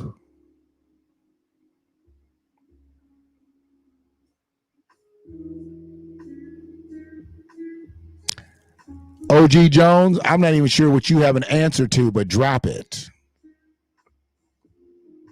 Drop that shit.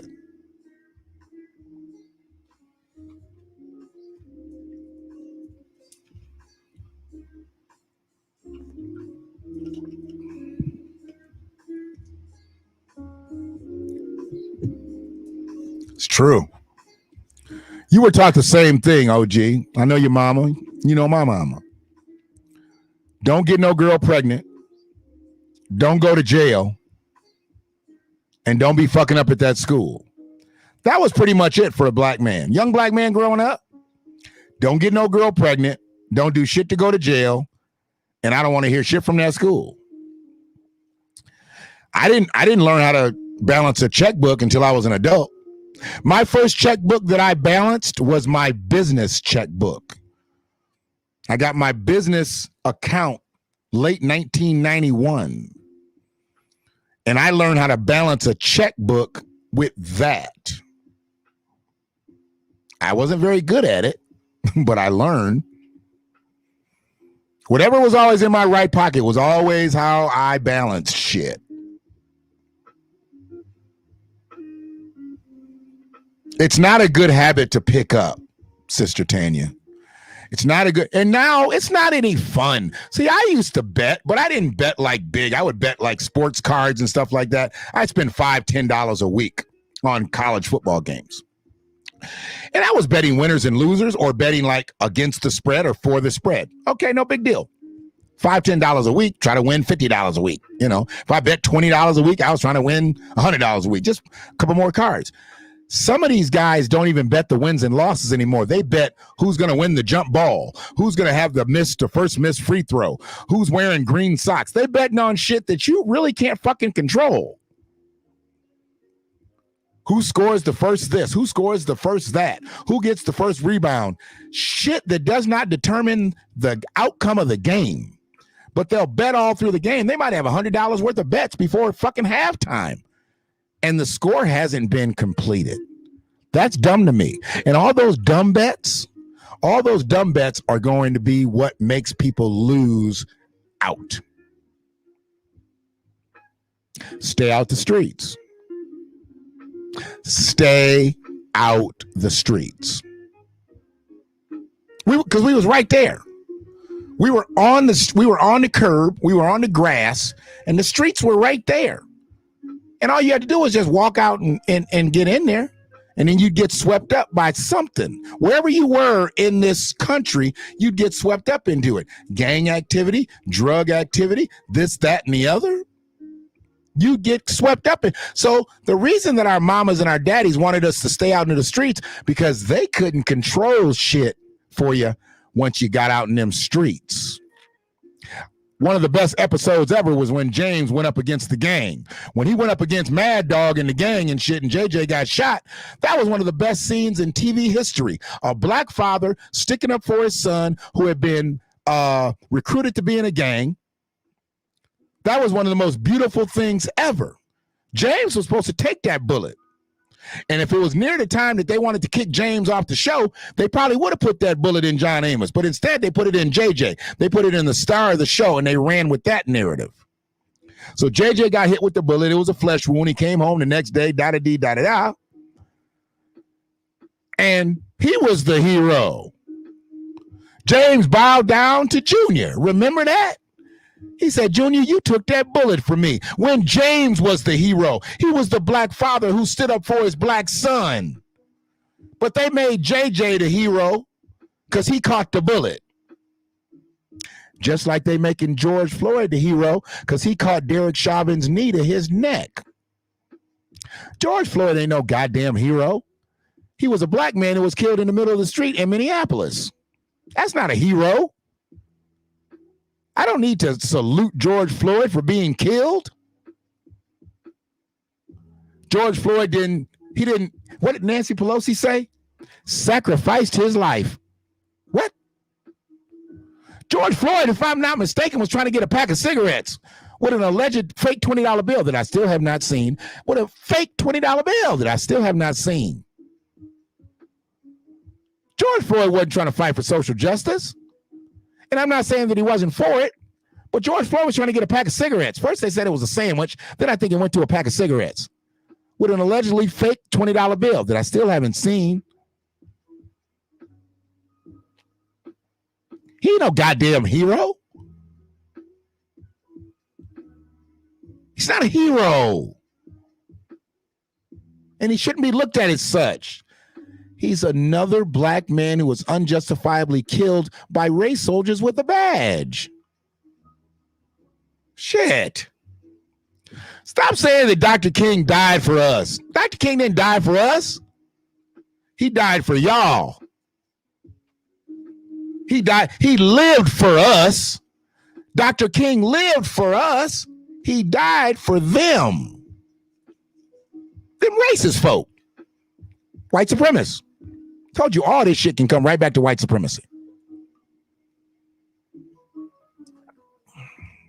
Malcolm X? Yeah, I know. It was black shooters. It was black shooters. And those black shooters were all fucked up in the law somehow. Elijah Muhammad didn't send him over there. Louis Farrakhan didn't send him over there. And the people that were supposed to protect Malcolm X that night had been untimely detained before he spoke that night. The very people who would have had guns, who would have shot them motherfuckers before they shot Malcolm, they're in jail tonight. Oh, wow. What a coincidence. What a coinky dink. Eat a dick. Telling you, Sister Tanny, that was one of the most powerful scenes. And even though it was a comedy show, it was a black father sticking up for his black son. And his black son took the bullet. But JJ might have got killed that night if the warlords had went and met with, who was it? I forgot who they was against. Because they did it like the Gangster Disciples and the Vice Lords, but they changed the names for TV. I forgot. It was the Warlords and somebody else.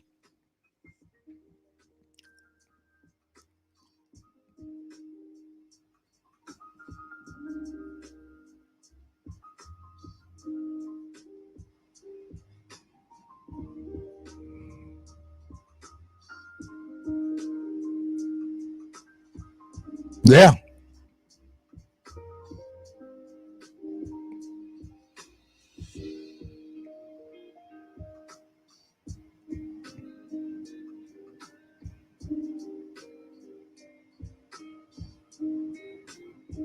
Absolutely. They blamed the Nation of Islam because that was the best. That was the easiest hit then. It was the Nation of Islam. Come on, man. And that narrative has been played for years. If a black leader got killed in the 60s, compromised in the 60s, imprisoned in the 60s, it wasn't because of anything other than the racist government. J. Edgar Hoover, I mean, that was who was on his wall. That was who was on J. Edgar Hoover's wall. He had to get rid of black unity. And in 1963, when Martin Luther King had his dream, we've talked about this before. When he had his dream, he was talking to Negroes because he had a dream. He had a dream. Only Negroes was listening in 63. Well, Bernie Sanders was listening to, he said he marched with him, but, even though they figured that guy with the horn-rimmed glasses wasn't him. The guy with the horn-rimmed glasses, it could have been Buddy Holly. But for years, everybody said that was Bernie Sanders. Now it's been confirmed that was indeed not Bernie Sanders. I still want to see when Bernie Sanders marched with Dr. King. Show me some pictures, Bernie. You say you marched with Dr. King. Show me some pictures. Now that we know that wasn't you in that picture with them horn-rimmed glasses, we confirmed it wasn't you and it wasn't Buddy Holly. So show me, goddammit, that when you marched with Dr. King.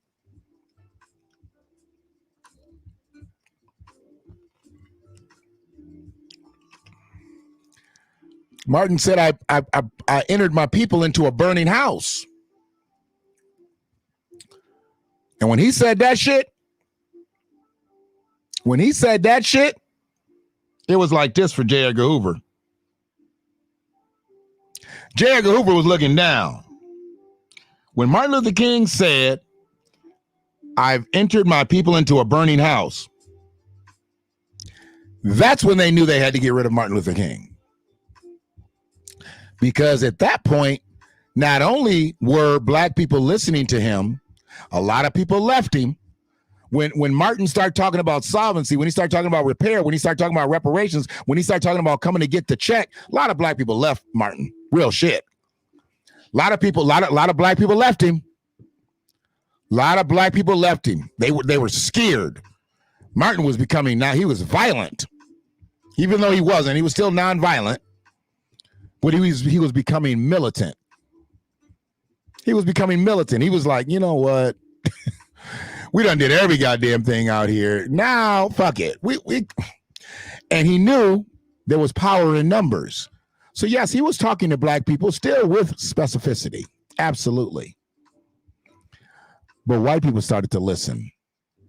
And when he started talking about the Poor People's Campaign, he wasn't just going to bring black people to Washington. He was going to bring poor white people to the Capitol steps. And they knew this. They knew the jig was up. Like, look, if this shit happens and him trying to pull the country together, Martin would have been able to pull the country together faster than any goddamn president would have. And they knew this. He got to go. We got to get him up out the paint. Or do we shoot him at the march? Nah, that'll be too late. He'll already have galvanized those people. Let's get him now. What's his next 10 days? His next 30 days? And they figured out. They'd get him a little circumspect ass Memphis. Come on, man. That was Memphis, right? That's where he got killed. Martin's all over the goddamn country. But they killed him where they could make the easiest getaway. Surrounded by black folks cleaning a hotel. I believe the Lorraine Hotel was a black hotel. He's surrounded by black folks and got killed. Okay.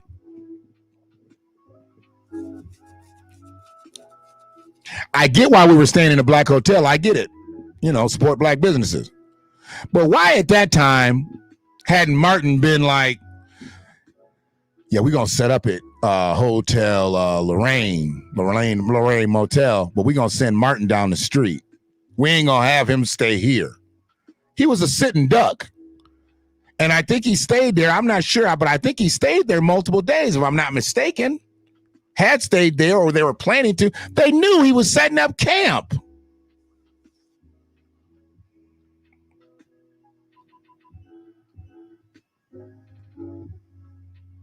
So, but yeah, man, I'm about to be on the air tonight, 5 hours, still an hour short of what I used to pull. I used to pull a 6-hour air shift back in the day.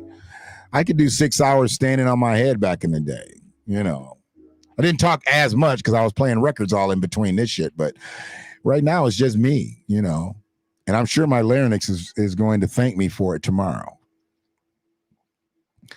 But I wanted to do Sunday service tonight because I was coming in on a high from the Information Man show. Much love once again to that brother for bringing me on his platform, and for the subscribers that I've gained since then, from the new family members that I've gained since then. I appreciate y'all. I do. I appreciate y'all.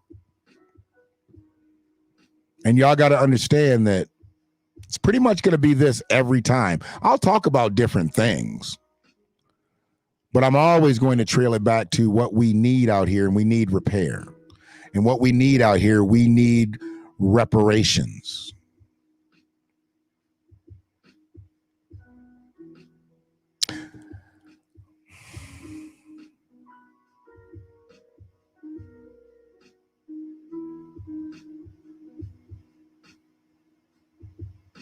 Yeah. Yeah, you know, and we obviously know the real reasons. You know, there was issues with the production people and John Amos. So, you know, they had to write it into the script that they killed him off. And they killed James off. As the Evans family looked like they were going to get out of the projects, one of the many times that they almost got out of the projects, when it looked like they were going to get out of the projects, James was he was traveling. I think he was working on like a pipeline or something like that. And they were going to settle in Mississippi. And they wrote it into the script that James died in a car accident.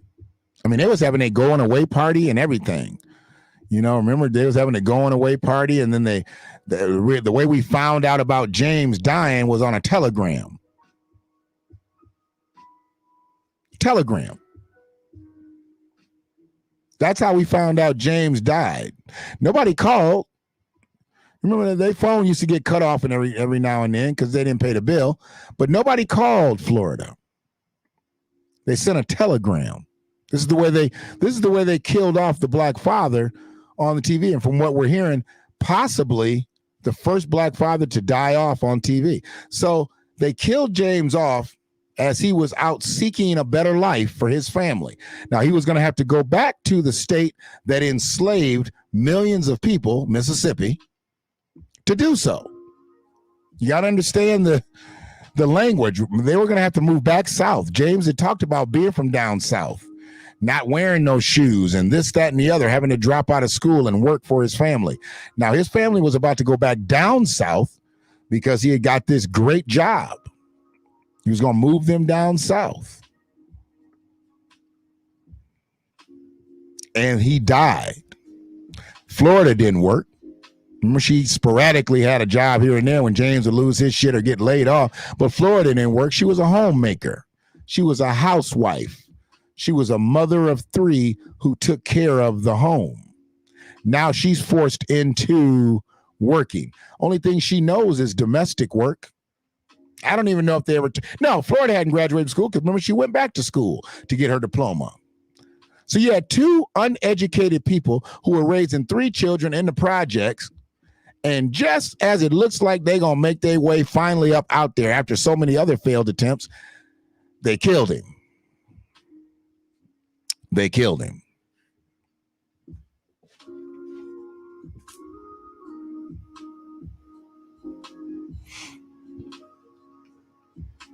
Absolutely.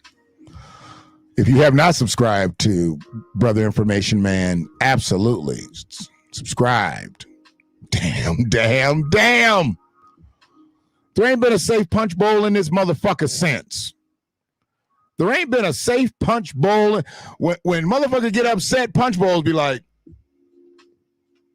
oh shit, this could be it. Punch bowls drove a school bus. But I'm sorry, Florida didn't have a driver's license when James was on the show. They didn't drive. Florida didn't drive. She didn't have no driver's license. She might have had a state ID, but all of a sudden she driving a bus. So she went and got a driver's license and a chauffeur's license, and now she's driving a bus after never driving in her life. Get the fuck out of here. They would write some bullshit into the script. Drove a school bus. Okay. She ain't never drove shit but her motherfucking hush puppies, but now she driving a school bus. You want to pick good times apart? We can pick good times the fuck apart. I love that show. I'll go home and watch that shit on if it's tonight. But it was a bunch of bullshit. Got to driving deaf kids. Larry, he was deaf. Damn near fell down the elevator shaft. Kim Fields back then. Gary Coleman. All them future stars and shit. She was driving a bus. She didn't know she was driving the new Black Hollywood to school. And then they got trapped. The bus stopped and they got trapped in that abandoned building and shit. And they had to make the fire and all. And then Florida became a motherfucking Girl Scout and shit. Get the fuck out of here, man. They used to have some episodes, some really far-fetched shit.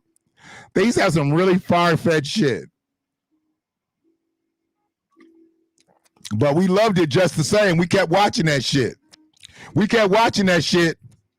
You know, JJ get them good jobs. He get them good art jobs, and they just get fucked up. You know, he was a ghetto artist. You know, he's a ghetto muralist. JJ in real life would have been a motherfucking graffiti artist. But because he had the family dynamic, they wanted him to put his artistic talents on canvas. But JJ should have been out spraying the motherfucking L train. You know what I'm saying? JJ should have been spray painting, you know, the fucking overpass ducts and shit like that. Spray painting the buildings. That's who JJ really was in real life, but they gave him a father dynamic, so they kept him in, and he wanted him to do better with his art. But in real life, JJ was out in the streets with a spray can. He wasn't painting with no goddamn brush. They wanted JJ to be the Black Picasso. Shit. After James left, all hell broke loose. Shit.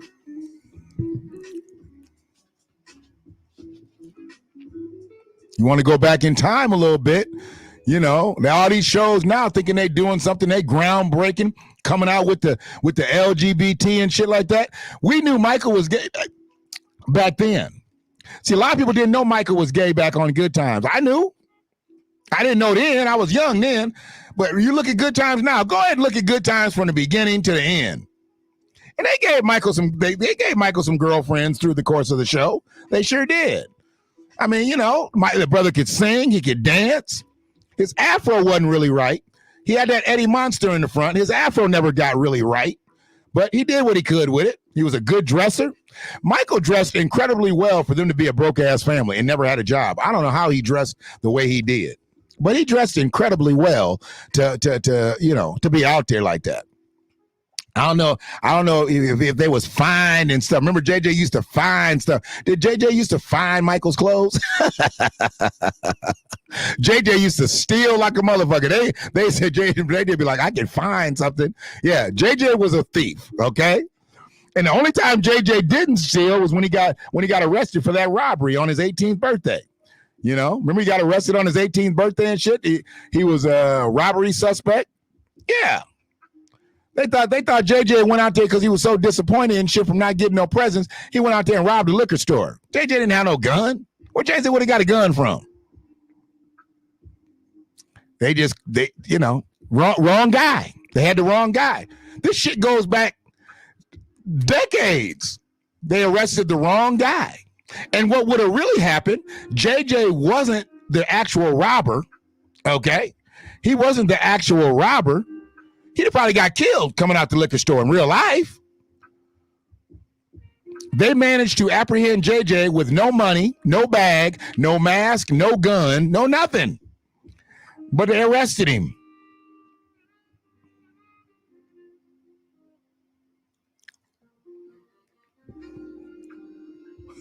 Black Jesus. You talking about Ned DeWino? Ned DeWino.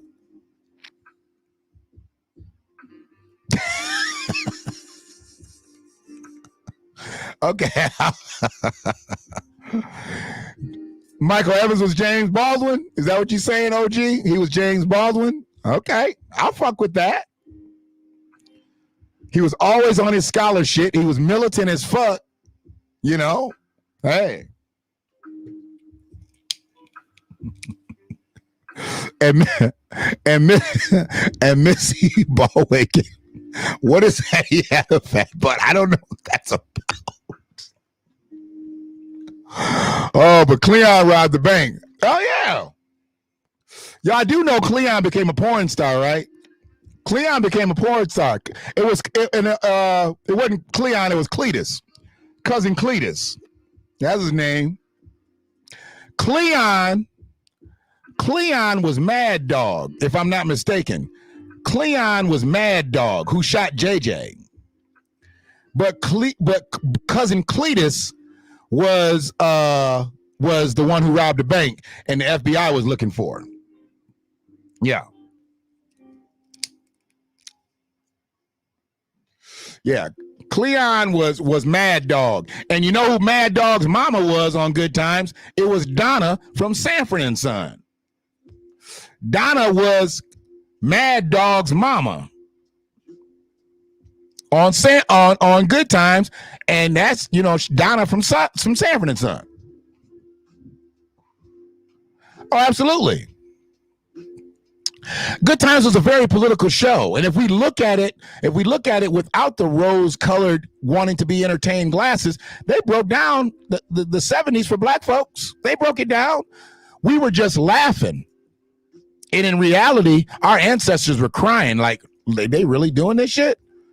They now done flipped the script and writing that script and showing our detriment. Good Times, think about it. Good Times was set in the 70s. So Good Times was supposed to be coming off the civil rights movement. Shit was supposed to be better for us in the 70s after the 60s. Look how good it got for us. It got us good times. It got us good times.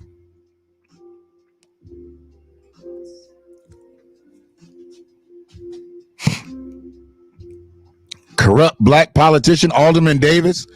He coming through fleecing people.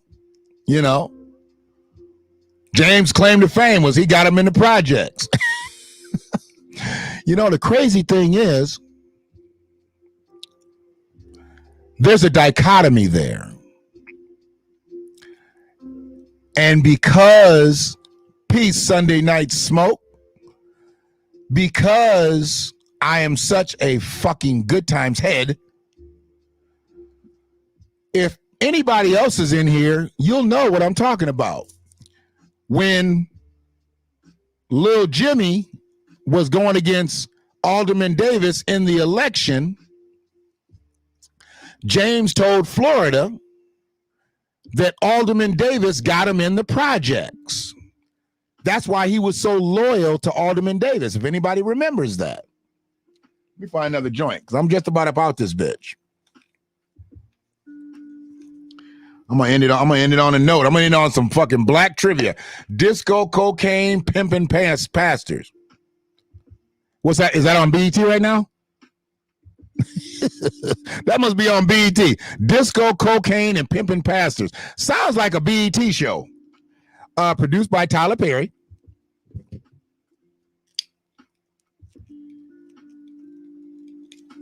Starring Clifton Powell. He's a pimp and a pastor. Yes, sir. Yes, sir.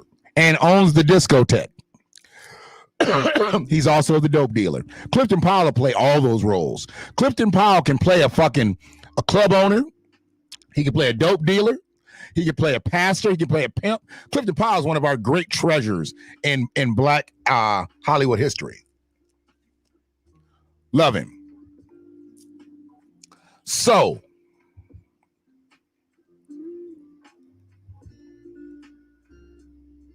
James said Alderman Davis helped him get into the projects. Do y'all remember that? Can anybody validate that with me? I got a couple of real people still in here. I know y'all ain't bots and shit. Do y'all remember the episode when James said that? Alderman Davis got him in. And then I'm going to take you back. I'm going to take you back to when James said it before that. And then you'll remember that shit too.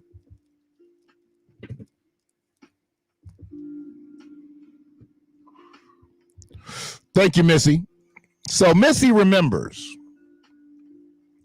Or she's just like, get on with the fucking content, motherfucker. She could be just like, I want to hear the punchline to this shit. So she either remembers or she just wants me to get on. I'll know in the future. Because if she's just like that all the time, like, move it. And, I'll know she really just wants to get on with the content. But if she really remembers, she's going to remember this too. I'm just fucking with you, Missy. So he said Alderman Davis got him into projects. Now let's go back to when they were about to get evicted. This is episode 1 through 3. I can't remember exactly which one. It's an early one. They were about to get evicted. Okay, I'm gonna put everybody in frame in a minute. Stymie from Little Rascals was James' friend, Monty. Stymie from Little Rascals was James's friend, Monty. Hopefully y'all remember that. I'm telling you, I'm deep with this good times trivia. If I ever go on like Black Jeopardy and shit, I'm winning this category. Stymie was James's friend. And she said, what did you put your faith in him for? He don't know shellac from Shinola. Remember when Florida said that? And James said that Monty helped him get into the projects. He helped James in Florida get into the projects. Later in years, this is bad script writing, if you ask me. Y'all should have already known that James said one of his ghetto-ass friends helped him get into projects and not the fucking alderman. How would James have known the alderman? Where would James have known Alderman Davis from before he got to the projects? Bad script writing. You know who was writing scripts back then? Jay Leno and them. White people was writing them goddamn scripts. Okay.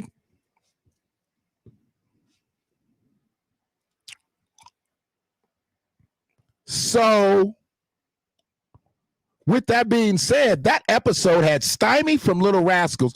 The guy who was trying to evict them was Smitty from Sanford and Son, who eventually became the dad on 227. Hal Williams, I believe his name was.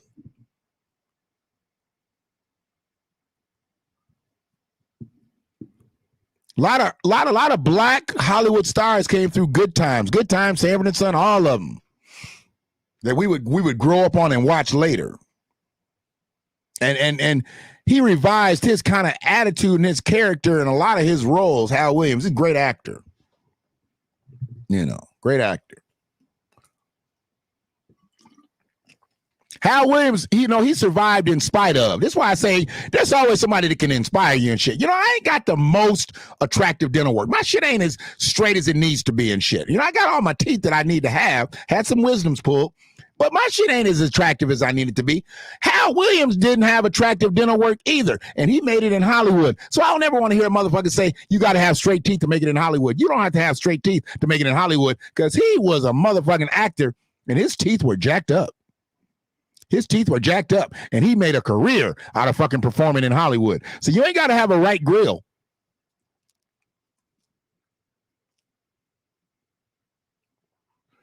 Young, wealthy, and Black Academy. I appreciate you. That's that American freedman. And once again, shout out to the United Sons and Daughters of American freedmen. We've got to get repaired, y'all. And the first thing that we got to do is we've got to come together. We got to come together with the understanding, the ideology that we need repair. Brother Los, I appreciate you. That was going to be kind of long-winded for me to say. I was about to have to acronym you. YWBA. But see, that sounds like something else. I don't want that. I like it. I'll go with Los. Brother Los, I appreciate you. Welcome to Sunday service. I need to rewatch as an adult. Oh, my. You have to. You have to watch to analyze the shit that they put out in these scripts back in the 70s. White supremacy was all in them scripts. We laughing at it and shit back then and now. But I look at it with a critical eye. I'm like, look at you motherfuckers. Look at what y'all did to us. Remember Women's Lib? Remember Women's Lib came through? Women's right, feminism. James went for the job. They wanted to give it to Florida. Yeah, remember that? And remember, here's something here. And I'm going to end because it's 2 hours. I've been in this bitch 2 hours. What the fuck? Let me end it right here. Let me just show you. Let me just go and piss somebody off real quick. It's going to piss somebody off because somebody going to catch the end of it and they're going to see what I'm talking about. So James went in for this job. And he had interviewed with a woman. The woman, Mrs. Garrett from The Facts of Life and other things, Charlotte Ray. She played on a lot of black shows back in the day, a little ditzy receptionist or manager type, And but she was funny. She was a funny actress. James had went in there and put that black magic down on her. Not the black magic stick, but black magic. And she had basically gave James the job. James even said at home, he's like, yeah, I practically charmed the pants off that woman. Florida didn't like that term. People use that term all the time, charm the pants off somebody. But Florida didn't like it because I didn't know at that time, but what the sexual connotation is, I charmed the pants off her. I hit that. And once I hit that, she said, you got the job. He didn't mean that. Florida thought he meant that, da-da-dee, whatever. It is what it is. Hemmed up shit. So she had basically said, you just come back, follow suit, you'll meet with the manager, you'll get the job. When that episode came up,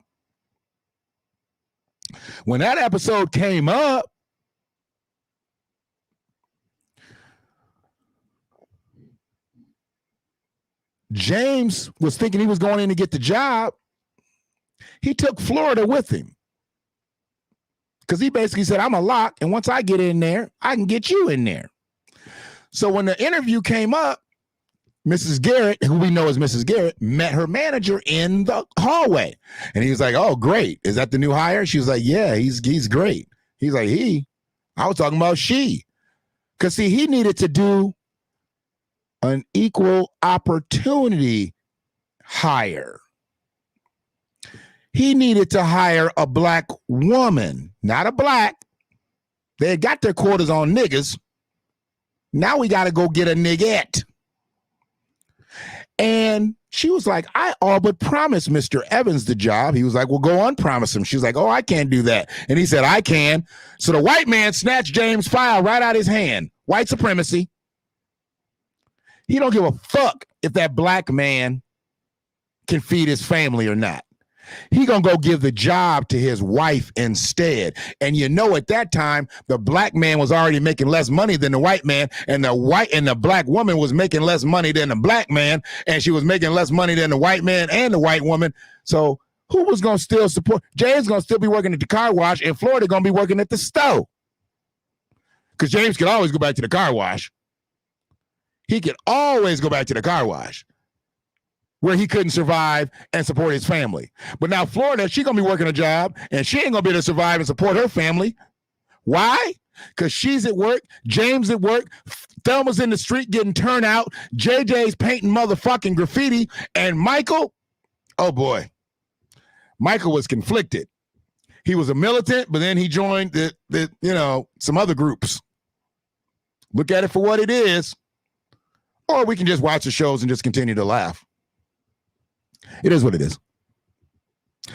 Claudine. You don't cross Florida Evans and Diane Carroll, please. You don't do that to me. Although I respect the chocolate sister, God bless the dead, Esther Roll. I respect her. But she ain't got shit on Diane Carroll. Sorry. Diane Carroll is actually one of the most beautiful women I've ever seen in my life. Diane Carroll was fucking flawless back in the 60s and the 70s. I don't believe Diane Carroll had a flaw in her prime. In her heyday, I bet you Diane Carroll's, I'm going to go back and look at some of her movies. I bet you Diane Carroll's elbows, I bet you ain't none of this dark. I bet you her elbows, how you get in there, the camera, I'm fucked up. See how dark my elbow is? It might even be a little ashy, sorry. I bet you Diane Carroll's elbows is the same motherfucking color as her arm. Diane Carroll didn't have a blemish on her body. How many kids did they say she had churned out in Claudine? And look at her body. Her body had to snap back. Diane Carroll had to snap back. She had about 6. Did she have a 6? She had 6, right? 2, 4. She had like 5 or 6. I think she had 6.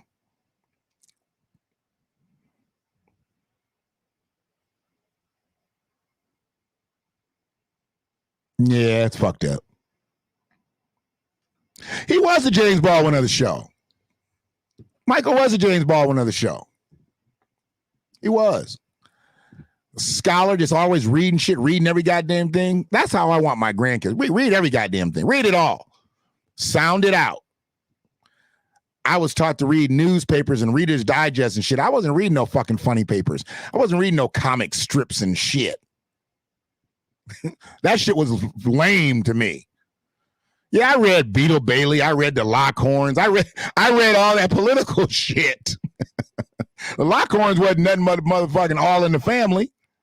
Beetle Bailey, that turned into what? Gomer Pyle and all that shit. It was just TV shows, eventual TV shows. They had the comic strips and they had the TV shows behind the shit. I used to read all that shit, man. And what was it? Ernest and something. It was some real deep political humor and shit. I used to get into all that, man. Yeah. James Earl Jones. Yeah.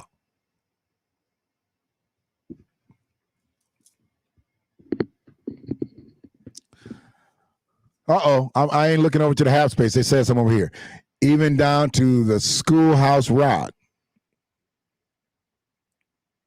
I am a bill. Just a bill. And I'm sitting here on Capitol Hill. That must be the lynching bill.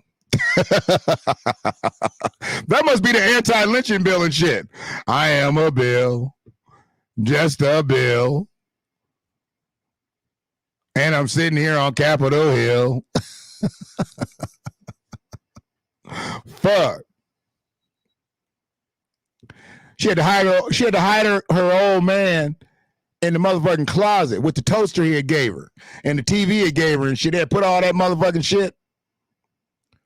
They had to put all that shit in the closet with him and shit. He Root bringing over shit that he finds on his goddamn garbage route. He's bringing her garbage. Shit that white people had thrown out because they got a new toaster. They got a new TV. He's bringing it to her so she could have a TV, so she could have a toaster, and she couldn't have it because she was on welfare. You dirty motherfuckers. You dirty motherfuckers. Y'all do know the shit that James Earl Jones was bringing over there was from his garbage route. He wasn't buying her new toasters. He wasn't buying her new TVs. He was getting that shit on his garbage route. And they didn't let her have it because she was on welfare. You dirty motherfuckers. Conjunction, junction. What's your function? Yeah. Yeah.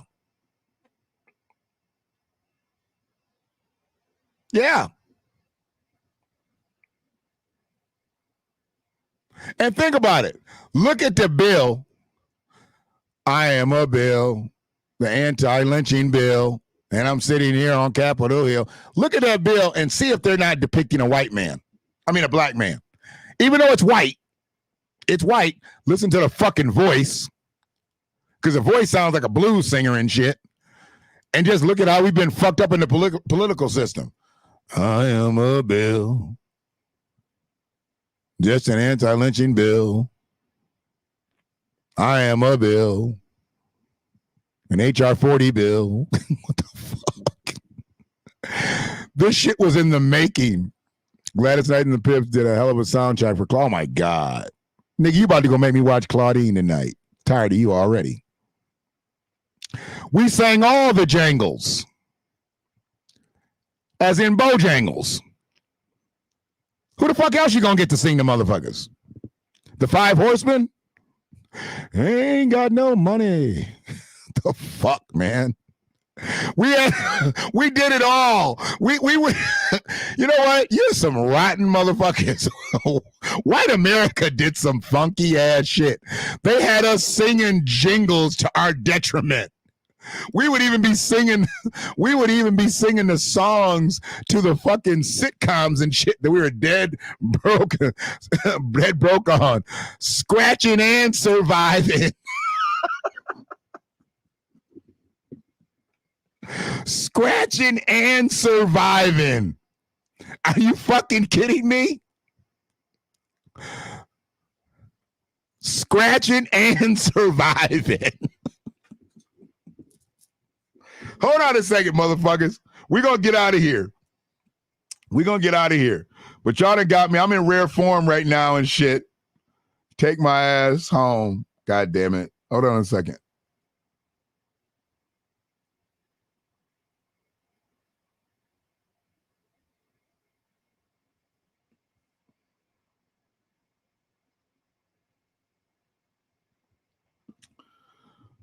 So, a lot of y'all know this shit, but I'm just going to end it, bro. You got to keep this live going. Dude, I've been on here 2 hours, man. And I just did 3 hours on Information Man show. I did 5 hours today, bro. I don't want the fucking song. I just want to fucking read these lyrics.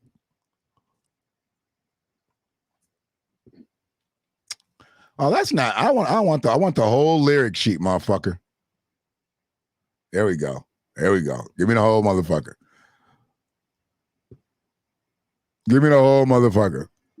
Scratching, I'm telling you, man. Scratching and surviving. Is this the fucking dead link? Do you not have it, or do you have it or not? Oh, are you the same? No, you cocksucker. Get out of there.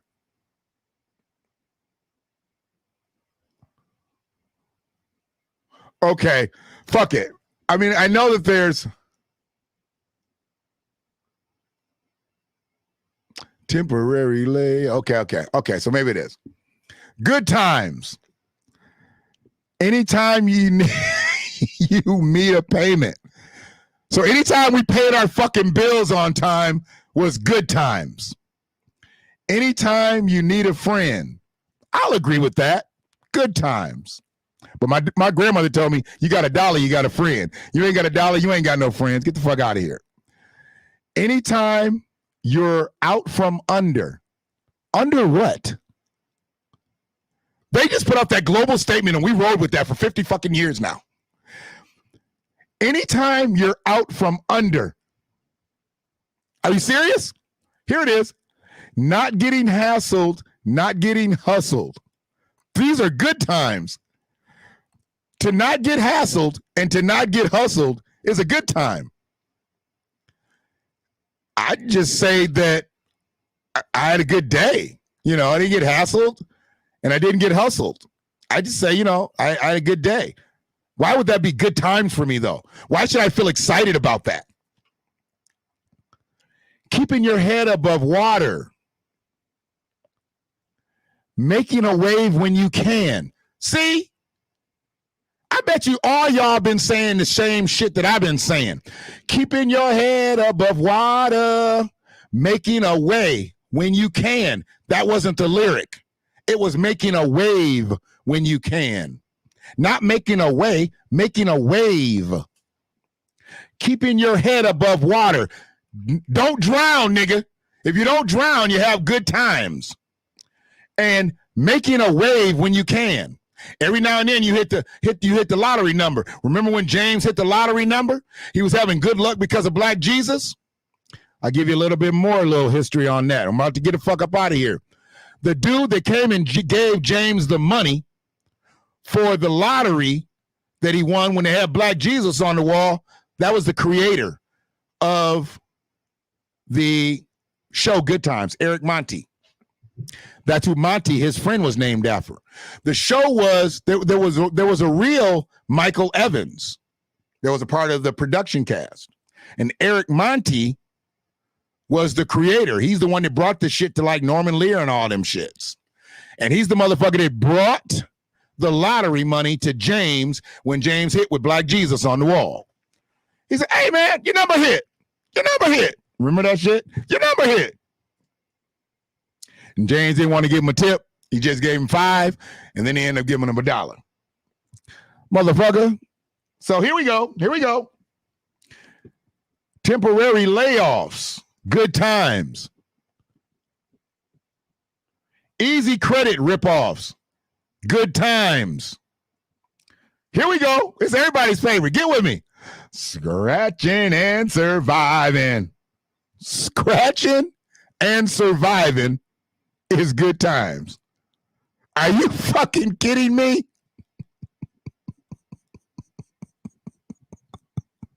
They said scratching and surviving. Good times. Hanging in the chow line. The fuck out of here. The fuck out of here. Hanging in the chow line. Good times. That shit is supposed to be good times? Hey, what you doing tonight, man? I'm just hanging in the chow line. What you got later, nigga? Ah, man, I'm just gonna hang in the chow line. Good times. Are you fucking kidding me?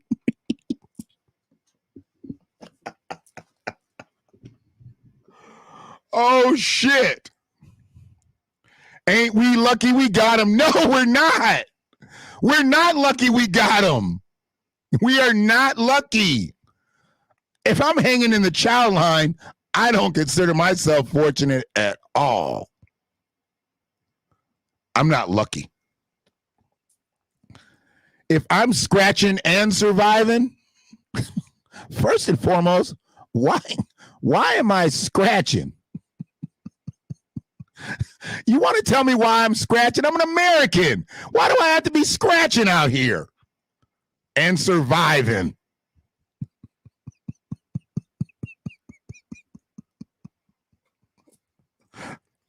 What you doing, man? Scratching and surviving. What the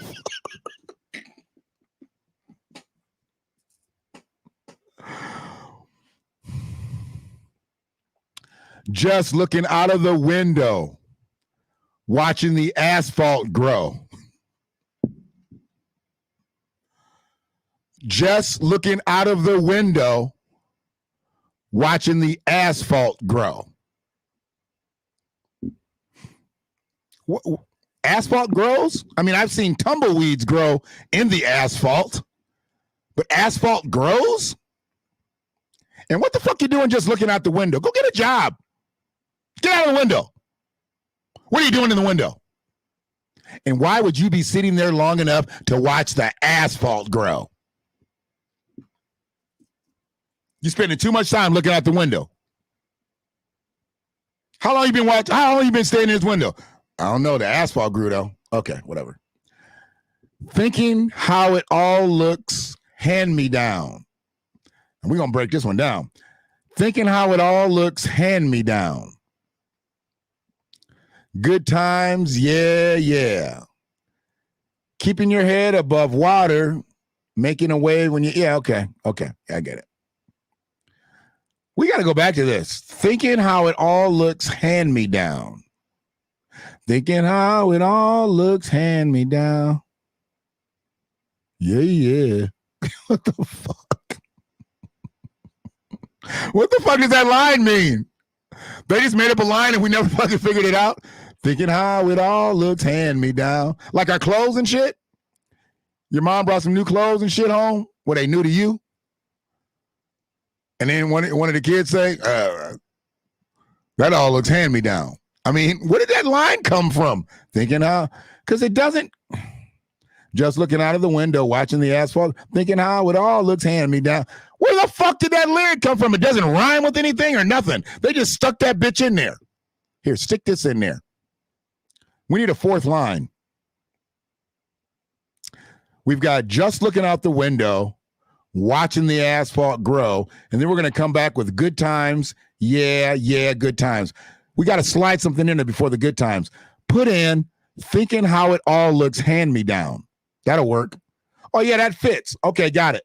Are you fucking kidding me? Like hand-me-downs. It looks raggedy, meaning their neighborhood. Oh, okay.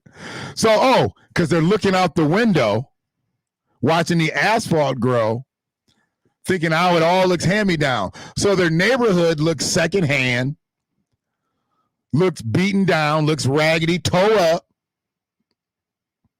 Got it. Way to dig into there, Free. Way to dig in there. Like hand-me-downs, looks like raggedy. Yeah, I'll rock with that. So they're talking about their neighborhood looking like hand-me-down, a secondhand. But you know what? You know who hand-me-downs work for? They work for white people because they gentrify your neighborhoods. Looking like hand-me-downs. Looking like low prices. Looking like we about to gentrify this bitch. White people like hand-me-downs. Why don't black people? How come black people don't like hand-me-downs? White people come in and take a whole used-up neighborhood and move in it. Black people don't want to move in the neighborhood. They want to move out where white people live. Okay. Yeah, okay.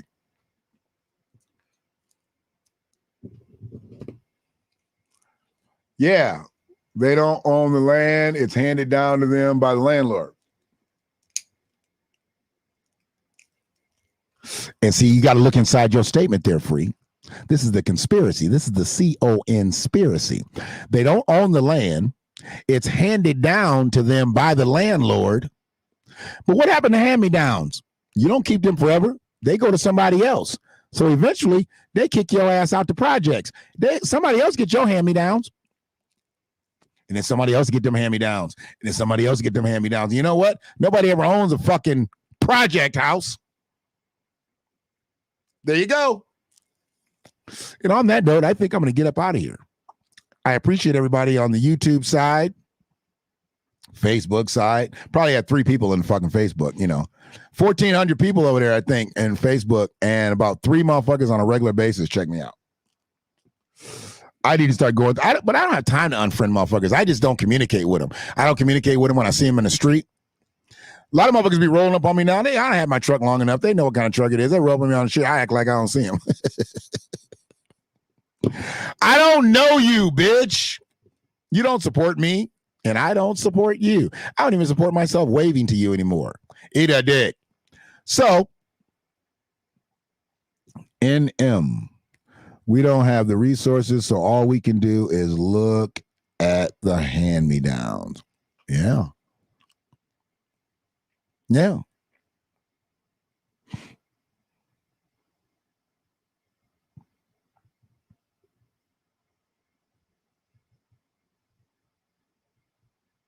HUD does what, brother? HUD does what? And then I'm going to get up out of here. Speak your piece on that one. We should start breaking down motherfucking black sitcom lyrics. I don't think any of them is detrimental as that. Most of them are instrumentals anyway. But when you break shit loud like that, there's so much white supremacy in that bullshit. I appreciate you, Sister Tanya. I appreciate you, Missy. Hopefully you'll come back for more. I really didn't mean to keep y'all. He owns the projects. HUD does. Yeah. Yeah. And when you go to a project development now, woo, shit, you from here, go over to the white townhouses. Go the white townhouses, they white. There's a lot of white people living there now. White people, Asian people, Latino people, Arabs. Oh, yeah. Oh, yeah. The white townhouses ain't all black people no more. Even the white townhouses got gentrified, bruh. Thank you. I appreciate you. And there'll be more. What do you say? God willing and the creek don't rise? I think, yeah, because I said the creep for years. I was like, who the creep? But it's the creek. So, yeah. I'll keep bringing it the same way. Hopefully better sound. I can't give you much more to look at, but, better graphics. I want to get to information level. Information level, he can do all kind of shit with his shit. I want to get to my shit. Right now, I'm up to, got my name on the screen. I got my green screen in the back. Sounds pretty decent. I think I can get better, but, I already got my eye on the mic. The mic that I wanted at the time that I was going to get it was back ordered. And I said, you know what? I got 3 mics. I'm going to run these mics. I'll lose one of these mics. I'll buy that next mic. Other than that, I don't need it. That's right, Free. Everybody but us. We get scrutinized to move into there now. They come in, they can get right in there. They can get right in there. Stack their money, and they be owning a house in about 5 years. That's not a stair step for us. That's sometimes a 10, 15, 20-year engagement. Another show, y'all. But I appreciate y'all. I definitely appreciate y'all. And if you have not subscribed to Friedman Media, I don't know what you're doing in here at hour 2 and 28 minutes. So at least do yourself the justice of getting the notification that I'm going to do the video. If you haven't subscribed yet, you're going to be subscribed. And if you never want to come back, at least be notified when I'm going to be on. Then you can stay away from YouTube. Whatever it is, whatever works for you. Appreciate y'all. Y'all be good. One love.